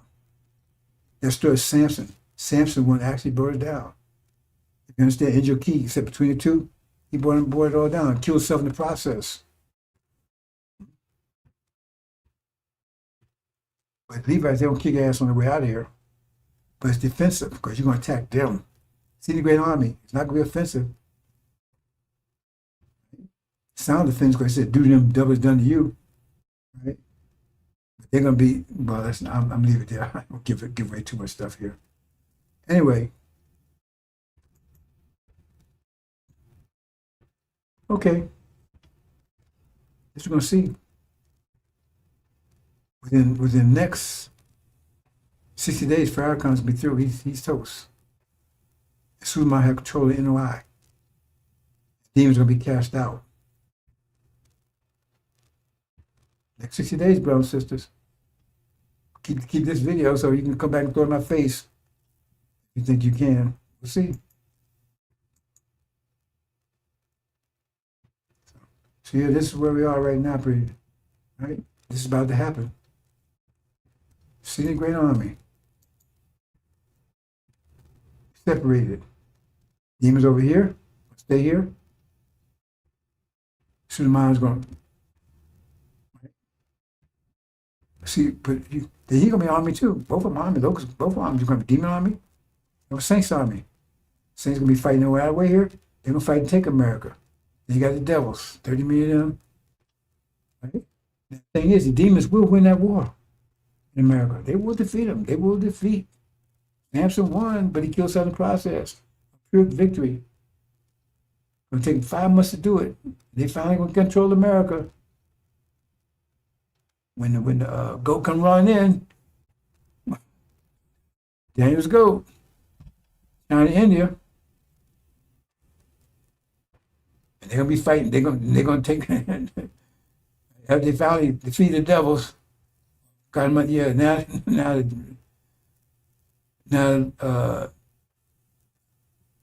China, India come rolling in. Right? Now they got to take the country. They got to fight them, and that's when you're gonna get defeated. No story, brothers and sisters. Okay, I'm gonna go. I had a lot more, but I'm gonna let it go, brothers and sisters. Hopefully, I'll pick this whole up tomorrow and start something else. Let me see what I got here.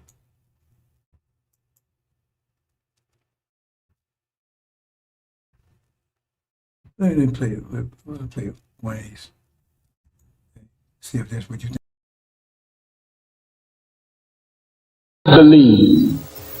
I believe that America can be beautiful.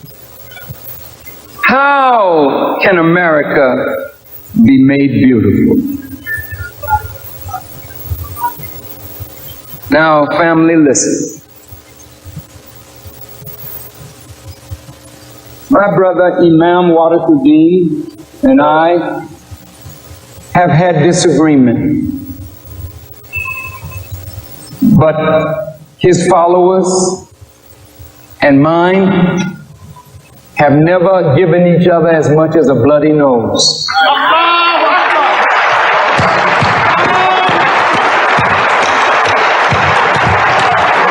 Because in spite of our differences, there's a deep love in us. And it makes my heart sing with my brother here. And we work together for the common good of Islam and the common good of humanity.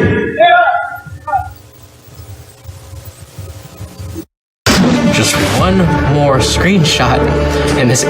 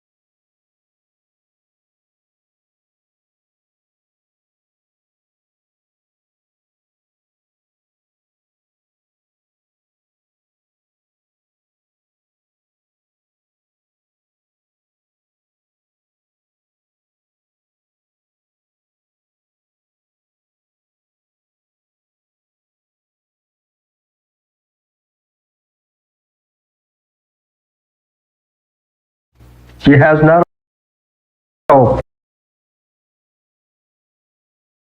disagree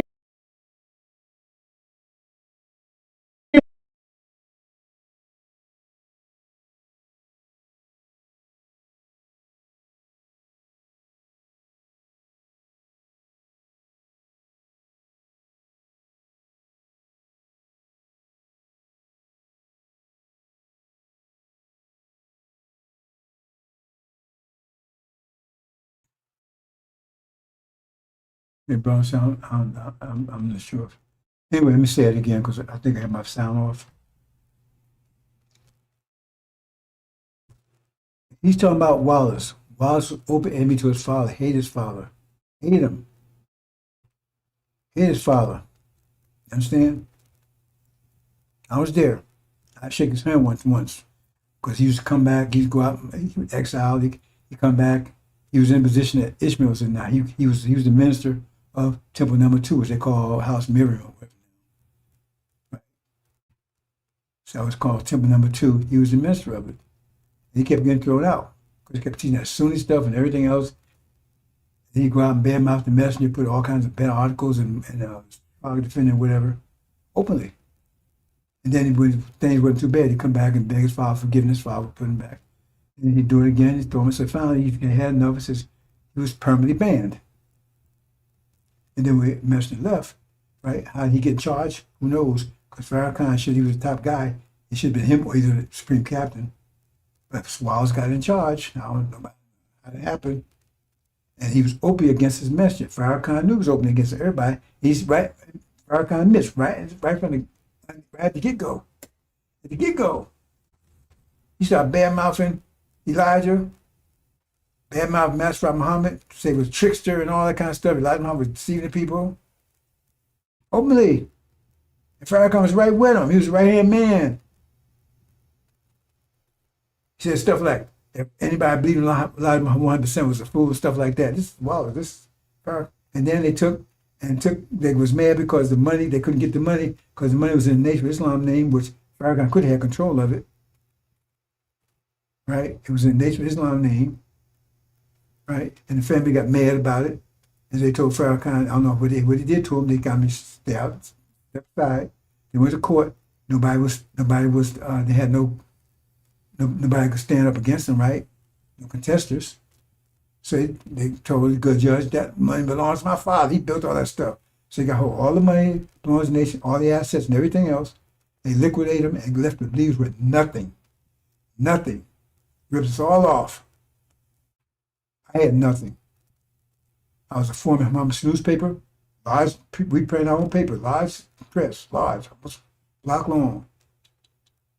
You know what prints their papers now? Synagogue of Satan. Prints the final call. Final paper. I was a foreman, night shift. Apartment in the Nation Complex building.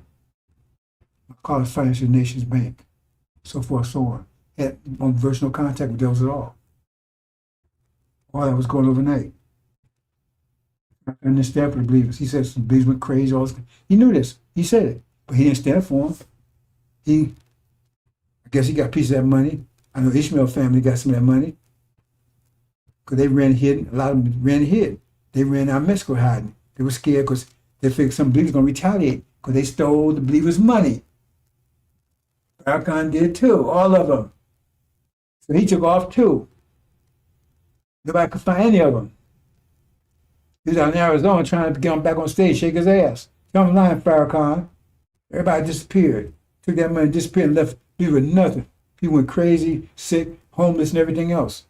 I had nothing. Took a while to get back on my feet. Man, I had nothing. That's what Farrakhan did. And he didn't stand for the sheep or nothing. Ain't that? That's the story. That's what happened. So why is he? And Wallace hasn't changed. He's more he was father now than he ever was. So why he's still with him? He stayed with Wallace for years. He was right hand man. When he broke away, because he couldn't make any money with Wallace. No, store together. You understand what I'm saying? That's his true story. So tell him now, Farrakhan, try sue for libel. You're a coward. You abandoned the sheep. No, you abandoned the sheep. You left everybody with nothing. Took that money and ran. Stolen money. That's why you cursed with a curse. Hope you understand, brothers and sisters. That's what happened there. So now you got Wallace sitting there. Okay, I'm gonna leave it there, brothers and sisters. Man, so much to talk about. I got something that I've got to do in usually know 2 hours at least. Anyway, bottom line is we're under attack mentally, and it's about to take. This war resumes. As far as Israel is compromised, and people see that as far as Israel is says we see Jerusalem summer army. See Jerusalem summer armies. Its destruction is not, it means they're going to be destroyed. Read the whole thing. But Christians say, oh, it's Christian. Hey, remember fake Christians? Ain't such thing as fake Christian. The whole thing is fake to begin with. I showed you that. They're going to attack Israel, and when they attack, Jesus will come back and save Israel. And they're going, no, anyway, it says, when you see surrounded by armies, its destruction is near. That means it's about to be destroyed. So when you see that, that's when you got to flee, because it's clear to everybody that false Israel is no. You see what they're doing over there anyway. That they're not see that that's fake. They got you believing they're real, and once you realize they're fake, they're gonna have to attack you, because that's the whole reason they're there, to keep you from realize who you are. Which you really think, then you know, we must be the true seed of Abraham then you believe what you was told. When you have common vision, you come together immediately. When nations be born in a day, we heard such a thing, born immediately like that. When you come together, all that power, stock, and focus that you have, that you don't know you have, that's why they gotta stop you in your tracks. They're gonna attack you. I would say flee immediately. When you see that, flee immediately, because they're gonna attack you, but they know they got no choice. You see Jerusalem by army. Those instructions not flee immediately. Because not they about to fail. You're gonna see it. They gotta get you before you realize it. Just before that comes, Master Prophet Muhammad's gonna make his move, and I'm gonna make my move. I'll get told the NOI, so I get information to you so you'll know, because you don't know right now, you don't know the flee, you know anything about this. So this guy's been preaching all the world, then the end will come. So it's lose free space there. So we got you covered. The problem is, right? The problem ain't us, the problem is you. We got your back. But do you have your back? We got your back. We're gonna get you home, brothers and sisters, if you want to go home. You ain't got anything to worry about. You're gonna be in panic mode because you ain't paying attention. You're gonna be in panic mode.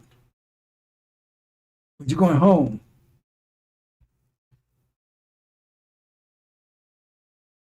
You're going to be in panic. That's why I say flee. If you was on board, you wouldn't. First, if you stayed with Elijah and not been fooled by Farrakhan, you wouldn't even have to go through tribulation. We got your back. You ain't sinful. You're not wicked. People are shit on you, and now we're gonna call you. You say you full of shit. No, we're gonna wash shit off you. The shit is on you, not in you. And demon, Farrakhan, shit is in them. They are shit. So we got you, brothers, sisters, especially sisters. I would just hope that you will wake up right now, because maybe if you woke up right now, maybe we still save you, get you to the trip, get you home without going to tribulation. That ain't gonna happen. But we still got your back. You're going home. If you want to go home, we ain't gonna force you. Not a decision. You gotta decide. But if you hold on this here and hold on to Farrakhan, you're going with them. You understand, brothers and sisters? And that's my job. Get you home. I'm gonna get you home if you want to go home. If you want to go home. You already paid the price. I don't want your money. I don't want anything. I want you. I want your obedience. I want anything. I want to get you home.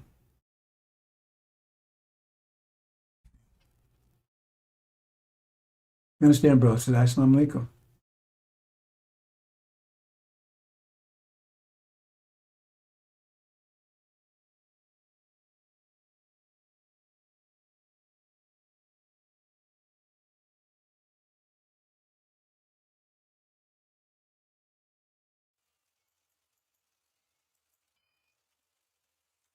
History of the cross, known by their works. What's the history of the cross? 500-year history of the cross.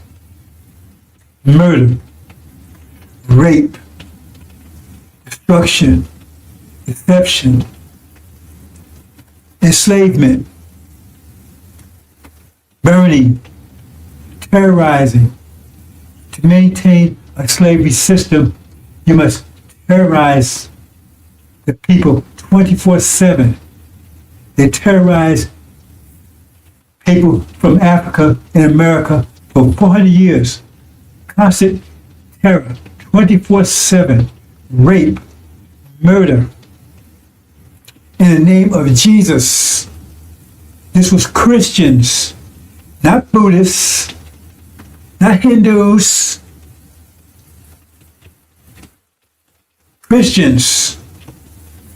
Christians, in the name of Jesus, where they said Jesus cursed black people, they call them Ham, cursed them to be slaves and persecuted forever. In the name of Jesus, raped our women incessantly, pissed in our mouths, made us eat shit. And they took and tried to clean up, not clean it up, but make it look more fashionable, I guess, by calling it chitlins. That's after slavery, of course, after so-called slavery. Because what was endured was not slavery. Look up slavery. Look up slavery. It does include murder, rape, terror. This is a Holocaust. And then now they try to downplay it. Oh, that was 40 years ago. No, it wasn't 40 years ago. I don't care if it was a million years ago. It was 40 years ago. It lasts for 400 years. As it's doing today. They took everything away from the slaves. Everything. Their name, their culture, their families, their religion, their minds, everything. Fed their children to alligators as alligator bait. And then they talk about what's going on in Gaza when they did 1,000 times worse. What's going over in Gaza now is simply just a miniature version of what they did. What they did was far worse than what's going on in Gaza. Gaza's bad. It's genocide. What they did was far worse and much longer. That's the legacy of Christianity. Murder, rape, disease. They wiped out the native population with genocide and disease. Smallpox blankets, knowing they was full with disease. Herpes, syphilis, gonorrhea from sleeping animals. So-called common cold was not common. It didn't exist here on this side of the world until they brought it here. Murder, rape. When they was raping our women, they had a cross hanging from their neck. And again, they taught black, and this was God's will. God's will. The enslavement of our people. And they continue on even today. That's the legacy of Christianity, the cross. So where's your rap sheet? Every time they arrest one of our people, Your rap sheet. What's your rap sheet? How you going to judge people for murder when you're guilty of murder beyond imagination for hundreds of years? Hundreds of years. Theft. You stole this land and murdered its people. And you crushed the native people here. When the braves would go out hunting, you would come into the camps like cowards and kill the women and smash the children's brains out on the hooves of your horses. This is the legacy of Christianity. That's the legacy of it. The question is, if instead of Columbus coming here, Dracula came here, Beelzebub, Wolfman, Frankenstein, Satan, and they all came instead of Columbus, what could they have done that Columbus and those that followed him did? Satan is the God of this world. That's the God they're serving. They have known him by their works. What are the works of Christianity? What are the works of Christianity? Where's the works of Christianity? Evil, deception, mischief, bloodshedding. It goes on today. And what's going on in Gaza, just reflection and microcosm of what was done here in America for hundreds of years. Raped out women incessantly. They would even rape while they was out in the fields picking cotton. They would jump off their horse and tell them to bend over and rape them. And tell them to keep picking cotton while they was doing it. This is the kind of stuff that they would do. Make one slave defecate in the slave and slave in the mouth of another slave, and then bound it up so he couldn't spit it out for 7 days. That's a legacy of slavery. You did it all in the name of Jesus. There's a legacy of slavery. Legacy of slavery. 40 years plus. Legacy of Christianity. Legacy of the cross. That's the legacy. That's the true legacy. So whose works are those? Who are you serving? Who are you serving? The legacy of the cross. Where's your rap sheet, America? Gog? Where's your rap sheet, Magog? Britain? Where's your mateship? Where's your rap sheet? Antichrist, false Israel? What's your rap sheet? Then they colonized Africa. They're stealing for ripping off everyone. That's the legacy of Christianity. They've been ruling for over 500 years. And now, the threat of nuclear war to finish off everything. That's a legacy of Christianity in the name of your Jesus.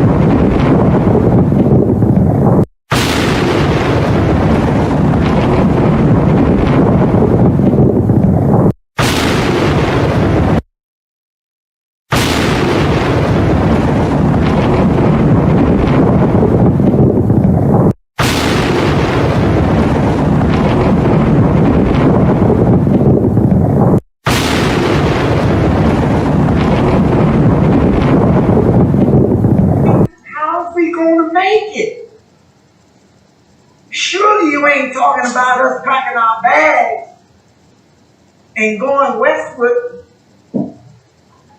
or going out there in the land. Ain't no cities, no towns, no infrastructure out there. Surely you ain't talking about that, are you? No. We ain't going back to Africa. No. This is your land. Our sweat, our tears, our blood has earned us the right to the land.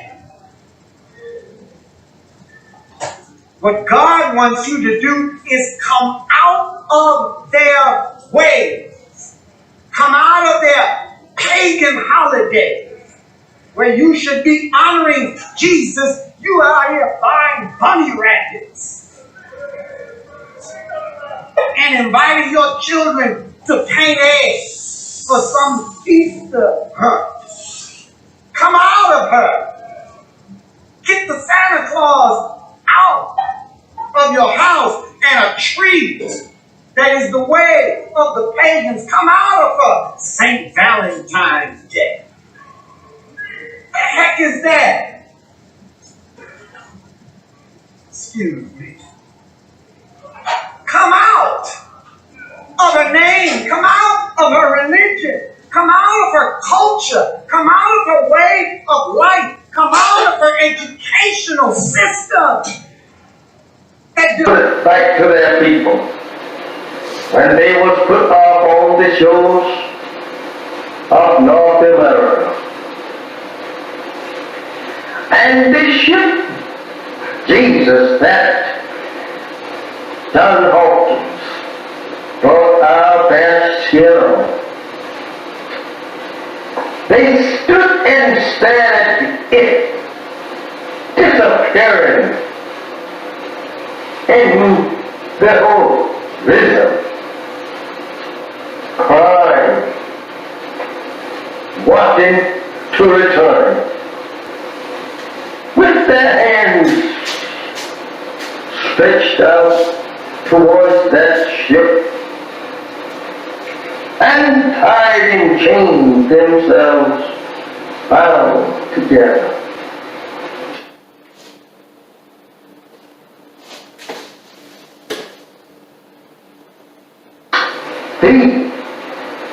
And when they was put off on this memorable shows, they stood there staring at that ship that brought them to a strange land and a strange people who could not speak either one's language.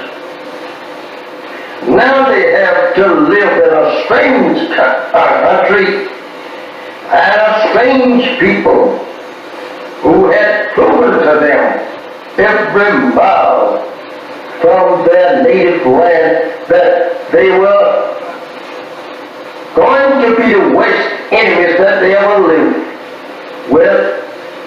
They were going to be the people that would destroy them. They soon discovered that on this ship that they were being brought here on.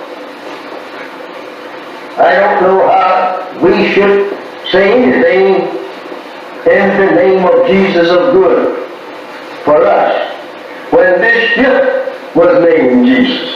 This is how that we have always been deceived by the white man, trying to use Jesus, the name Jesus, to lull us off in a mental sleep, thinking that we are on our way to heaven. This is terrible.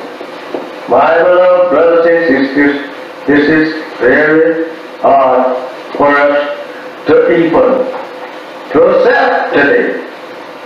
Imagine our parents standing crying to return to their native land and people, and you here today crying to stay with the very enemy that brought our fathers in subjection to their will. You and I, turning your face from your own native land and turning it back towards our own prison house and our own enemies who have destroyed us and seeks to further destroy us. How do you feel? How do you feel? Not wanting to return to your people. They are trying to make love with the very people that destroyed you and your parents. How do you feel acting such? And even today, they are beating and shooting you down throughout the country.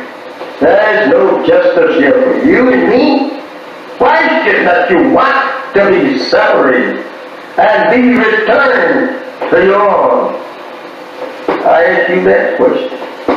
Think over your parents on the eastern shore of North America, crying and praying to God to be returned to their own 400 years ago. How would they like, or you like to see them rise up in the judgment condemning you for being such fools as now want to live in the land that absolutely enslaved them and killed them and beat them for 300 long years here. They would condemn you as being fools for not wanting to be separated and go to your own, build up a nation for yourself after the white man say you are free. Remember that.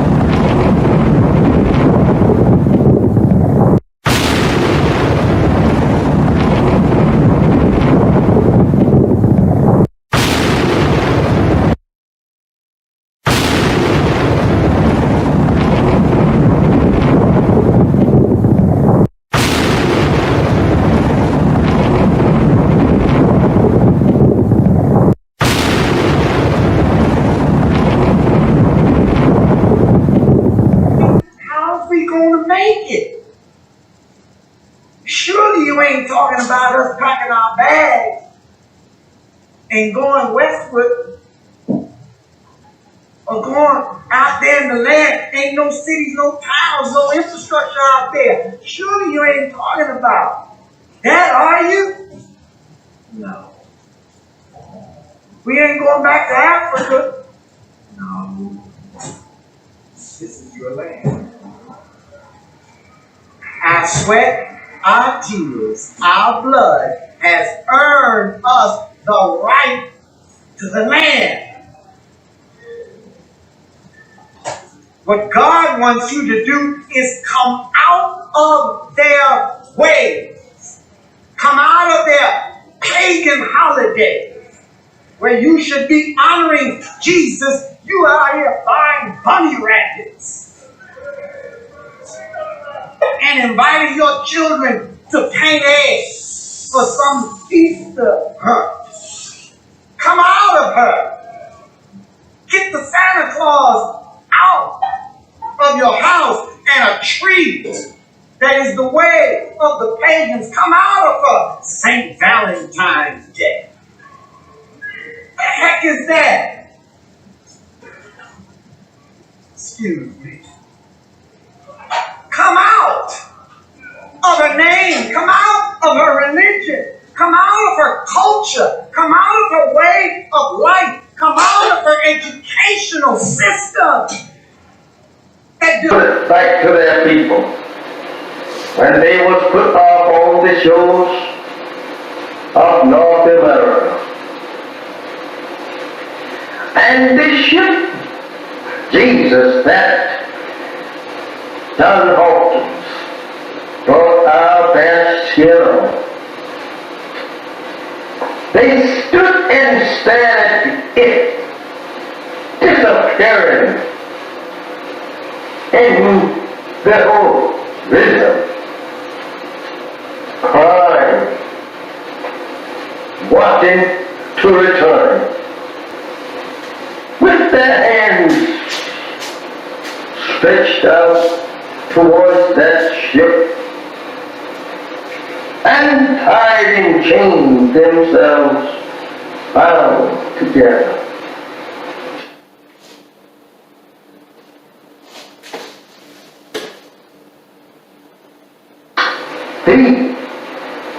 And when they was put off on this memorable shows, they stood there staring at that ship that brought them to a strange land and a strange people who could not speak either one's language. Now they have to live in a strange country and a strange people who had proven to them every mile from their native land that they were going to be the worst enemies that they ever lived with. They were going to be the people that would destroy them. They soon discovered that on this ship that they were being brought here on. I don't know how we should say anything in the name of Jesus of good for us when this ship was named Jesus. This is how that we have always been deceived by the white man, trying to use Jesus, the name Jesus, to lull us off in a mental sleep, thinking that we are on our way to heaven. This is terrible. My beloved brothers and sisters, this is very hard for us to even to accept today. Imagine our parents standing crying to return to their native land and people, and you here today crying to stay with the very enemy that brought our fathers in subjection to to their will. You and I, turning your face from your own native land and turning it back towards our own prison house and our own enemies who have destroyed us and seeks to further destroy us. How do you feel? How do you feel? Not wanting to return to your people. They are trying to make love with the very people that destroyed you and your parents. How do you feel acting such? And even today, they are beating and shooting you down throughout the country. There is no justice here for you and me. Why should not you want to be separated and be returned to your own? I ask you that question. Think over your parents on the eastern shore of North America, crying and praying to God to be returned to their own 400 years ago. How would they like, or you like to see them rise up in the judgment condemning you for being such fools as now want to live in the land that absolutely enslaved them and killed them and beat them for 300 long years here. They would condemn you as being fools for not wanting to be separated and go to your own, build up a nation for yourself after the white man say you are free. Remember that.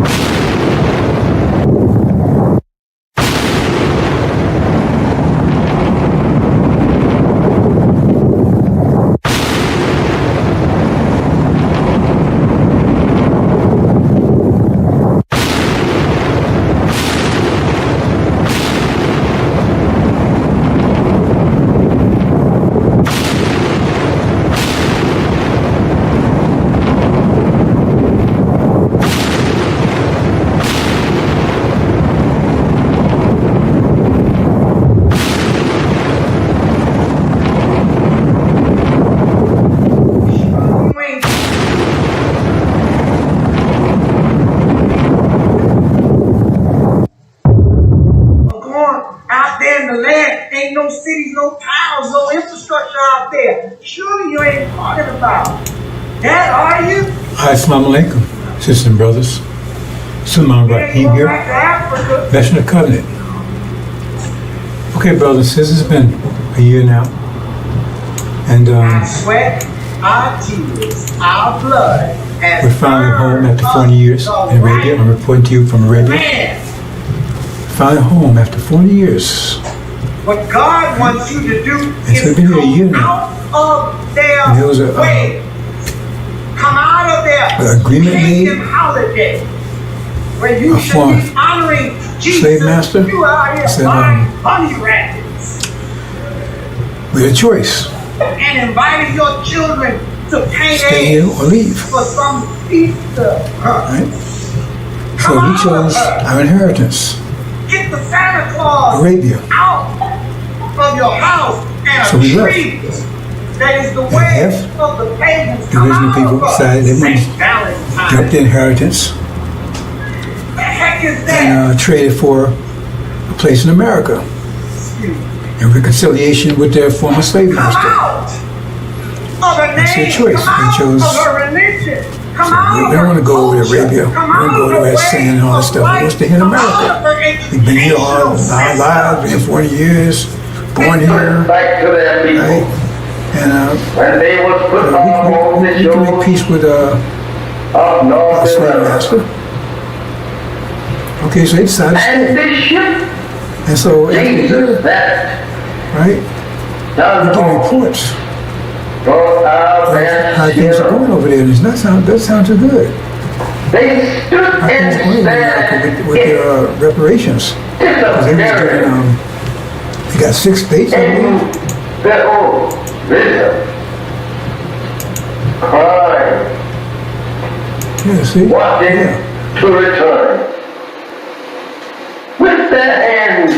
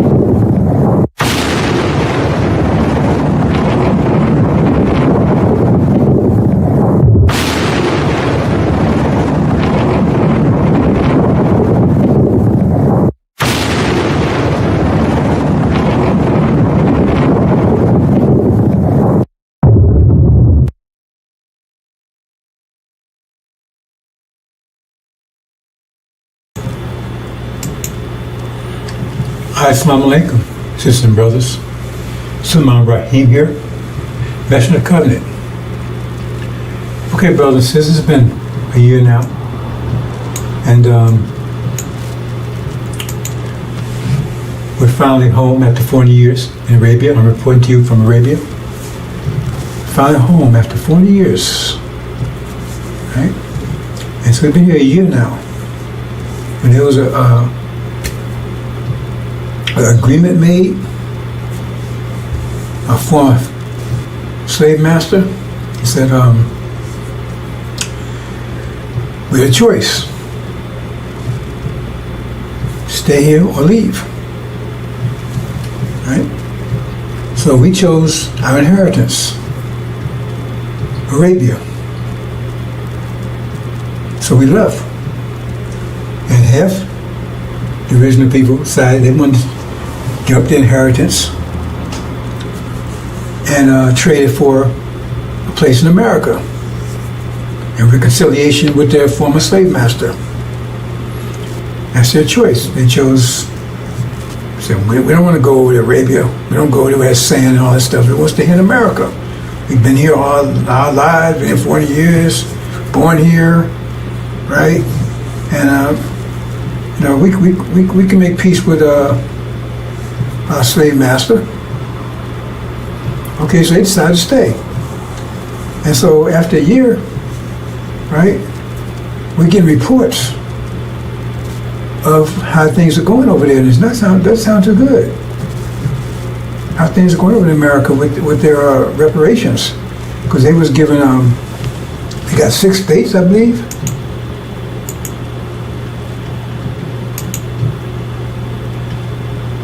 Yeah, see? Yeah. Yeah, they got those 6 states right there.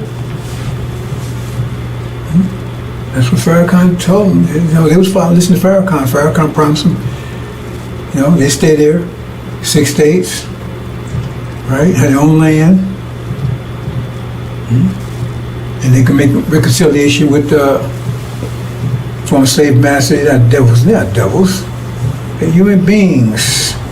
They just had a rough, you know, they were just, you know, did some things wrong, but now they, you know, they're gonna make amends and make reparations. So 6 states, and in addition to that, they gave everybody $1 million. Everybody stayed $1 million. Okay? Say, thank you, Farrakhan. They're so happy. Thank you, Farrakhan. Thank you, Farrakhan. Man, you got 6 states. That's what you promised us. We got 6 states. They're thanking you. Thank you, Farrakhan. Right? And you know, I mean, this was a year ago. They got the 6 states. Thank you, Farrakhan. Right? Everybody got $1 million. Everybody $1 million. And they're rejoicing. Oh man, they're so happy. Hey, we came, man. We made it. We got America, man. We got reconciliation for a master. You got 6 states. Everybody got $1 million. We're all rich. That was a year ago when we left. Okay, so we're in Arabia. They're still back there in America. And now we're getting reports a year later. This was the way it was a year ago, man. They were so happy. They were so happy. Right? And now we get reports of what's going on right now. Let's see. Oops, it says a power failure. Great power failure in those 6 states. Power failure. And just those 6 states. Right? So, and now they have big and massive. They came asking to turn the power. Well, why can't they do it? Oh, Farrakhan didn't train anybody. He was telling you about 6 states, but he never prepared you for them. So nobody knows how to do it. How to turn the power grid back on. So now he's begging, man, master, can you come and turn this thing back on for us? I mean, you would think that if he told him 6 days to promise him that he would have prepared him for it, right? Have schools and education, whatever they needed for that. But I guess they didn't, because they said over there now he begging the former master to come and turn the power back on. And then what? I mean, this is all that's happening now. I mean, I'm getting these imports in now. A year later, it's like they're coming in every hour. Power grid failure, right? Then say, oops, crop failure. All of a sudden, there's no. They say, they looked and the farmers when they done it. Farmers said, oh.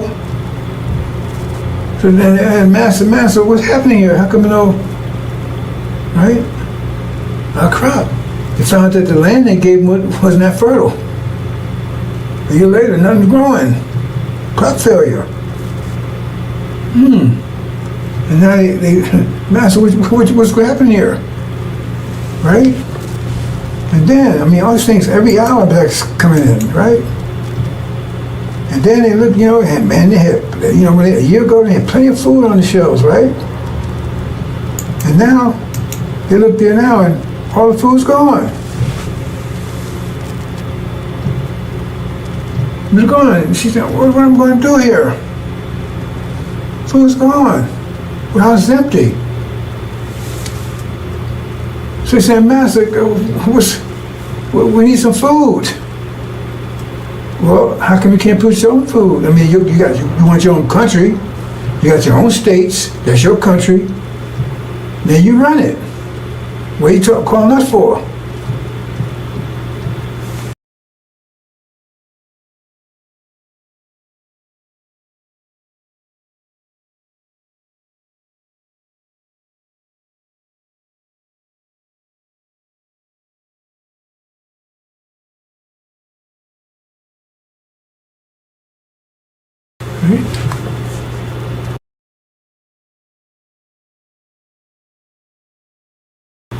So they'll be praying, and then, oops, no fuel. There's master, no fuel there. Well, you got to buy your fuel. You got to produce your own fuel. What you calling us for? You got your own 6 states now. What you calling us for? Go and get some fuel. You got money, right? You got your own states. So you gotta get your own. What you calling us for?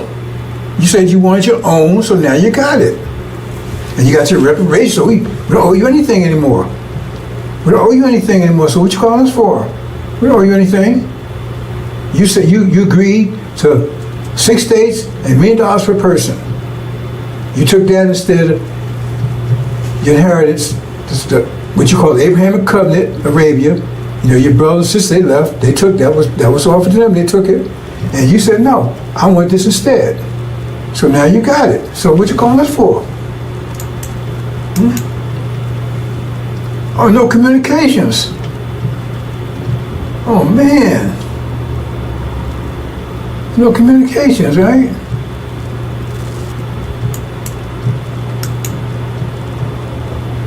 No medical facilities. So what's going on, Master? Wait a minute, hold on. What you calling us for? That's yours. You got to handle that stuff. You want us to handle it for you? You want independence, now you have it. I mean, wow, this stuff was coming every hour, man. Instead of like a year, they was celebrating. And now they crying and begging the Master, okay, we got all these problems here. I said, wait a minute, that's yours. Where'd you come about your problems? You have to work those out. Right? No transportation, I mean, no planes, no nowhere. We don't know about fly the planes and to drive the trucks and the boats and stuff and to go and get this stuff. Well, what you done this for? You wanted this, you got it. So go ahead and get to train your own pilots, build your own planes, build your own boats and right? You see what I'm saying? Transportation, build your own trucks. What you calling for? Yeah, Master, we see this. You said you wanted 6 states, you got it. You want $1 million per person. That was your reparations. So now if you didn't prepare people to take care of this, how's that our problem? You're independent now. You're really free now. Oops, no fuel, the gas station's empty. I can't drive, eh? And no gas. Man, wow. All this stuff happened like for a year. They thought that everything was great, and all of a sudden everything ran out. So I guess what happened? Everything was there when they got it, and then it ran out. They had to, for them to replace the fuel, to get the farms going. So they was left with that stuff. The factory was full. I mean, warehouses full. Then you had to keep. They thought that was just going. I guess they thought it was just going to be there, just by itself. They didn't prepare for it. See, and they ain't trained any engineers and scientists and architects and stuff. They business. They didn't train anybody. So Farrakhan, he told you he's going to get this for you, but he didn't prepare you for it. He didn't get anybody to handle this stuff. So what was that all about? So now he asked the master, hey, don't call on me. You was here, you had it when you was here with me. You said you want independence, you wanted reparations, so you gave it to you. Well, calling your brothers over there. They left, they handled their own business. You said you want to stay here. Right? See? You don't have any professionals or technicians, scientists, doctors, none of that. See? I mean, that's what, because I mean, if you're going to set reparation, you should be preparing for that, right? So if he was telling you about reparation, you should be preparing for it. If he said God said that's where he's going to get you, so if God told him he's going to get that for you, then he should, like when God told Noah there was a flood coming, to only build an ark, so he started building an ark. And so you should start preparing for the 6 states and the reparations, but apparently you didn't. And so now, it does say, look, hold it. We want total separation. Look, we don't want you to call us no more. We don't want you to call us no more. Because you're wearing us. You want your own country. You got your own land. Right? You got money, $1 million, all this stuff, right? And so now we got to protect your money and everything too? No, you have to create your own money. You have to do all these things, your own wealth, not ours. Right? So we're going to cut you off from that too. That's all economics. So they go and tell it. They tell all the people all the white folks, right? Because all the black folks, and now all the black folks is either in Arabia or in those 6 states. That's the solution. You had to be one way or the other. There couldn't be no integration, that kind of stuff. That's the deal. You just said one or the other. So all the black folks are there, ain't no integration, that kind of stuff, right? Black folks are there, one or the other, so they're there. So they said, okay, right? So they just say, we're going to take our money because we don't know what y'all do over there. You have your own money, you have your own wealth. So what they do is they tell all the white folks, say, protect your money, right? Transfer your money into gold. Transfer all your dollars into gold. Right? Now remember, they gave everybody $1 million apiece. So everybody got $1 million apiece, right? And so they transfer it to gold. And then what happens is that what they do is they start just printing money. White folks just start printing money. You understand what that means? That's inflation, right? Because if you got $1 million of gold, a million ounces of gold, say 1 million ounces of gold, understand this, and you got 1 million certificates, then you say each certificate is worth 1 ounce. If you got 1 million ounce, each certificate is worth 1 ounce. Understand that? If you got 1 million ounces of gold, and you got 1 million certificates, each one of those certificates is worth 1 million. If you're going to say trade with the certificates, each one of the certificates is worth 1 ounce of gold, right? But if you take and print, you say you got 1 million ounces of gold, and you got 1 million certificates, each one. But say you print twice as many certificates, You got 2 million. Well, then each certificate is only worth 50 cents now. Because you got to connect that to the gold. Well, you print 4 times, then each one's worth a quarter. So the more you print, the less they worth, because those certificates has to equal what the gold is. You understand? So the more you print money, the less, right? The less they're worth. So if you print twice as much money, right, there's less gold. You understand? So a dollar is worth an ounce of gold, which that's right. Then if you print double that amount of dollars, then each one's worth half an ounce. You understand? That's what printing money without increasing the wealth does. That's inflation. So what happens is they keep printing. They get down to where $100 is worth a penny. But see, that doesn't affect their people. They told to protect their money because they transfer their money to gold. So gold still has its value. It's just the dollars don't. It still got the same amount of gold. But the dollars, they get down to a penny. So you can't buy it. You had $1 million, now your $1 million worth of $5. That's all it's worth. Maybe $1. Hardly worth anything. Hey, that's our money. You gotta have your own money, you control your own wealth. You can't keep coming at us what you're doing. And you think they wouldn't do that? Yeah, you've been a Gaza lately? You see what happened to the trees they made with the so-called natives? Kept telling me you had a false tongue because they kept making trees with them, then they broke the trees. And took their land and genocide and everything else. But no, they wouldn't do that to you. See? Because now you have, your money's worth nothing. They haven't lost anything. Because once that money's worthless, it's no good, right? Then you burn it up, throw it away, it's worth nothing. The people still got gold. And even if they take it, hold on to money, hope to increase again, they're just using a different certificate, using another form of money. So you're still worth nothing. That $1 million you had, you was so happy with now, it's probably worth maybe $1. So you can't buy anything $1. Plus the economy's collapse because everything is failing, and you don't know how to repair it. You don't know how to get those communications. You don't know how to do any of this stuff. You're not an engineer, build a house, you don't know how to do anything. Because FARRAKHAN didn't. Right? He didn't prepare you. He told you he'll give you 6 days. He told you, listen to me, right? So now you're broke, and your economy is gone. You have no food, no electricity, no power, anything, right? It's not their fault. They gave you what you asked for. You saw at your inheritance for that. And then they closed the border. Because you want to try to get back into America now. We want to come back in, Master. No, we don't want you back in here.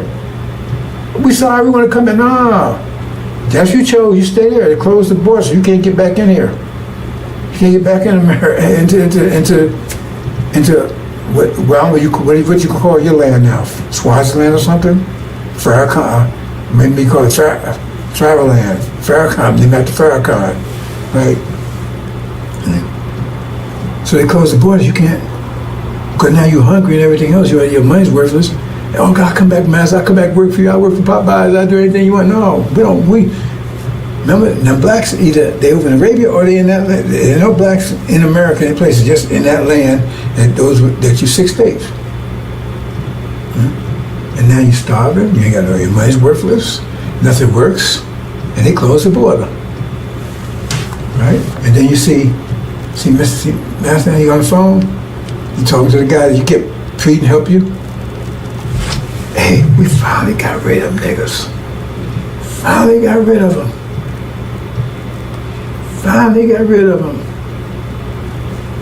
See on the phone. Yeah, it worked. We sold them no reparations. We sold them that used car. You turned the miles back and everything else, and they bought it. See? They could have had a BMW. They could have had a Lamborghini. They sold it for a BMW that looked good. Damn thing didn't work. And now they're starving, living in tents.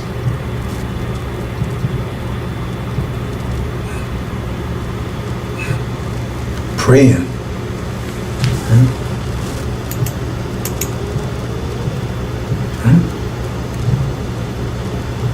And so what? Then what next? What we gonna do, Farrakhan? What we gonna do, Farrakhan? You told us to take reparations, so we did. But they gave us everything we asked for. What we gonna do, Farrakhan? What we gonna do? Pray, pray, pray, pray. That's his answer. Pray, pray, pray.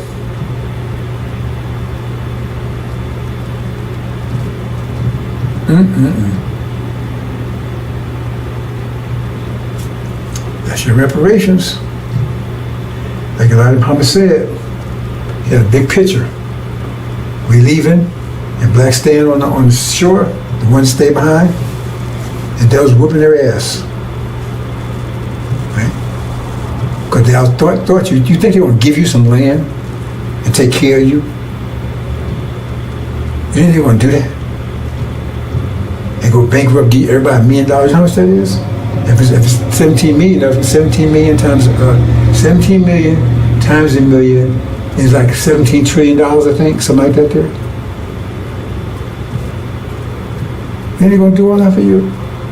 They want to get rid of you. So now they have succeeded. Because they closed the border. What you gonna do?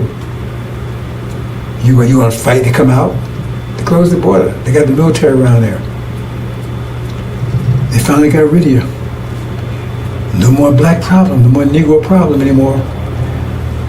One group's out of here, another group that's here. They're gone, and our hands are clean. We gave them what they wanted. Well, anything. Okay. God honors contracts. Remember, he honored the contract with Jacob. Esau sold his birthright for a bowl of soup to Jacob, which was Esau's inheritance, and God honored it. Okay, Jacob, it's yours. You're the one.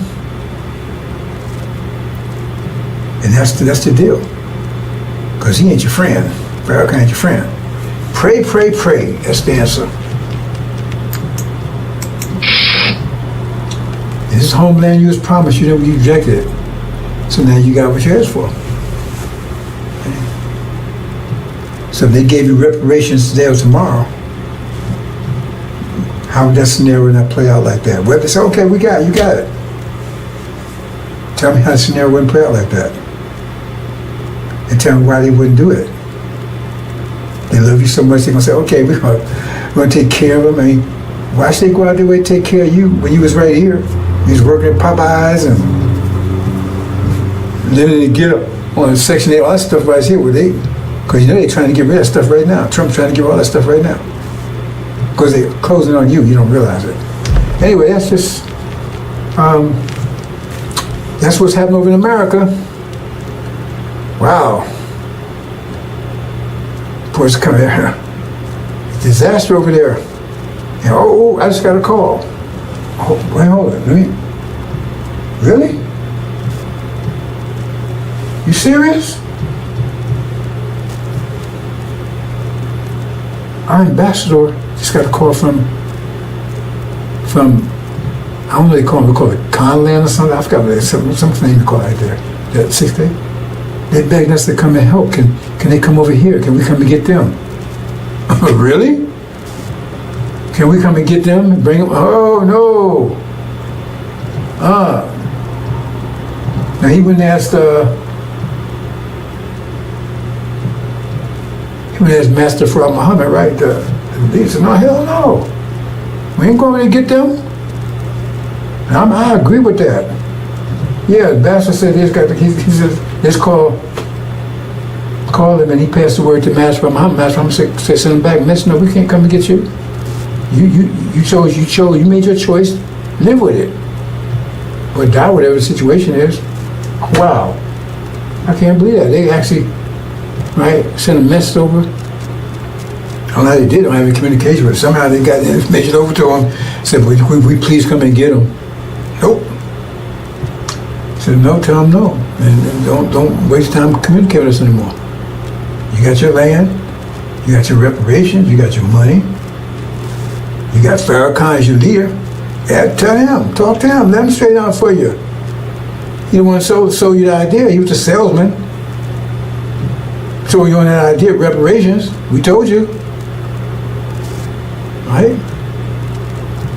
Suleiman, right? He was the messenger to you, telling you, look, man, let's go home. You said no. You chose not to.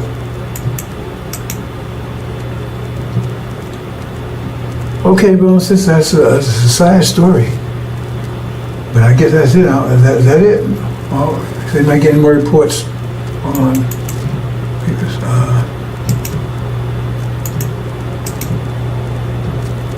Okay, he says that was Master Prophet Muhammad's final decision, and I think they closed communications off from there. So that's it, brothers and sisters. We got those rides that came in.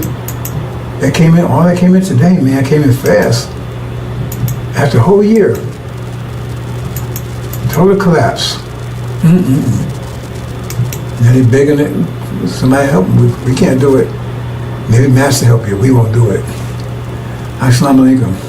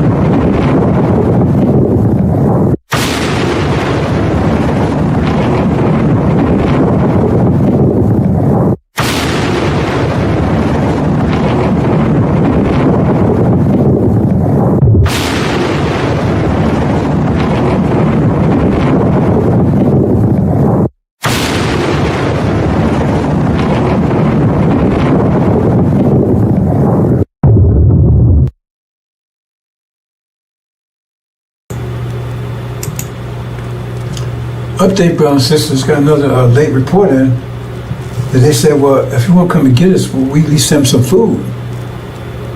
They begged, said, please send us some food. Master Muhammad said, we got to send them a damn thing, nothing, zero. He said, please just send us some food. No, I just got that in. He says, if you can't come and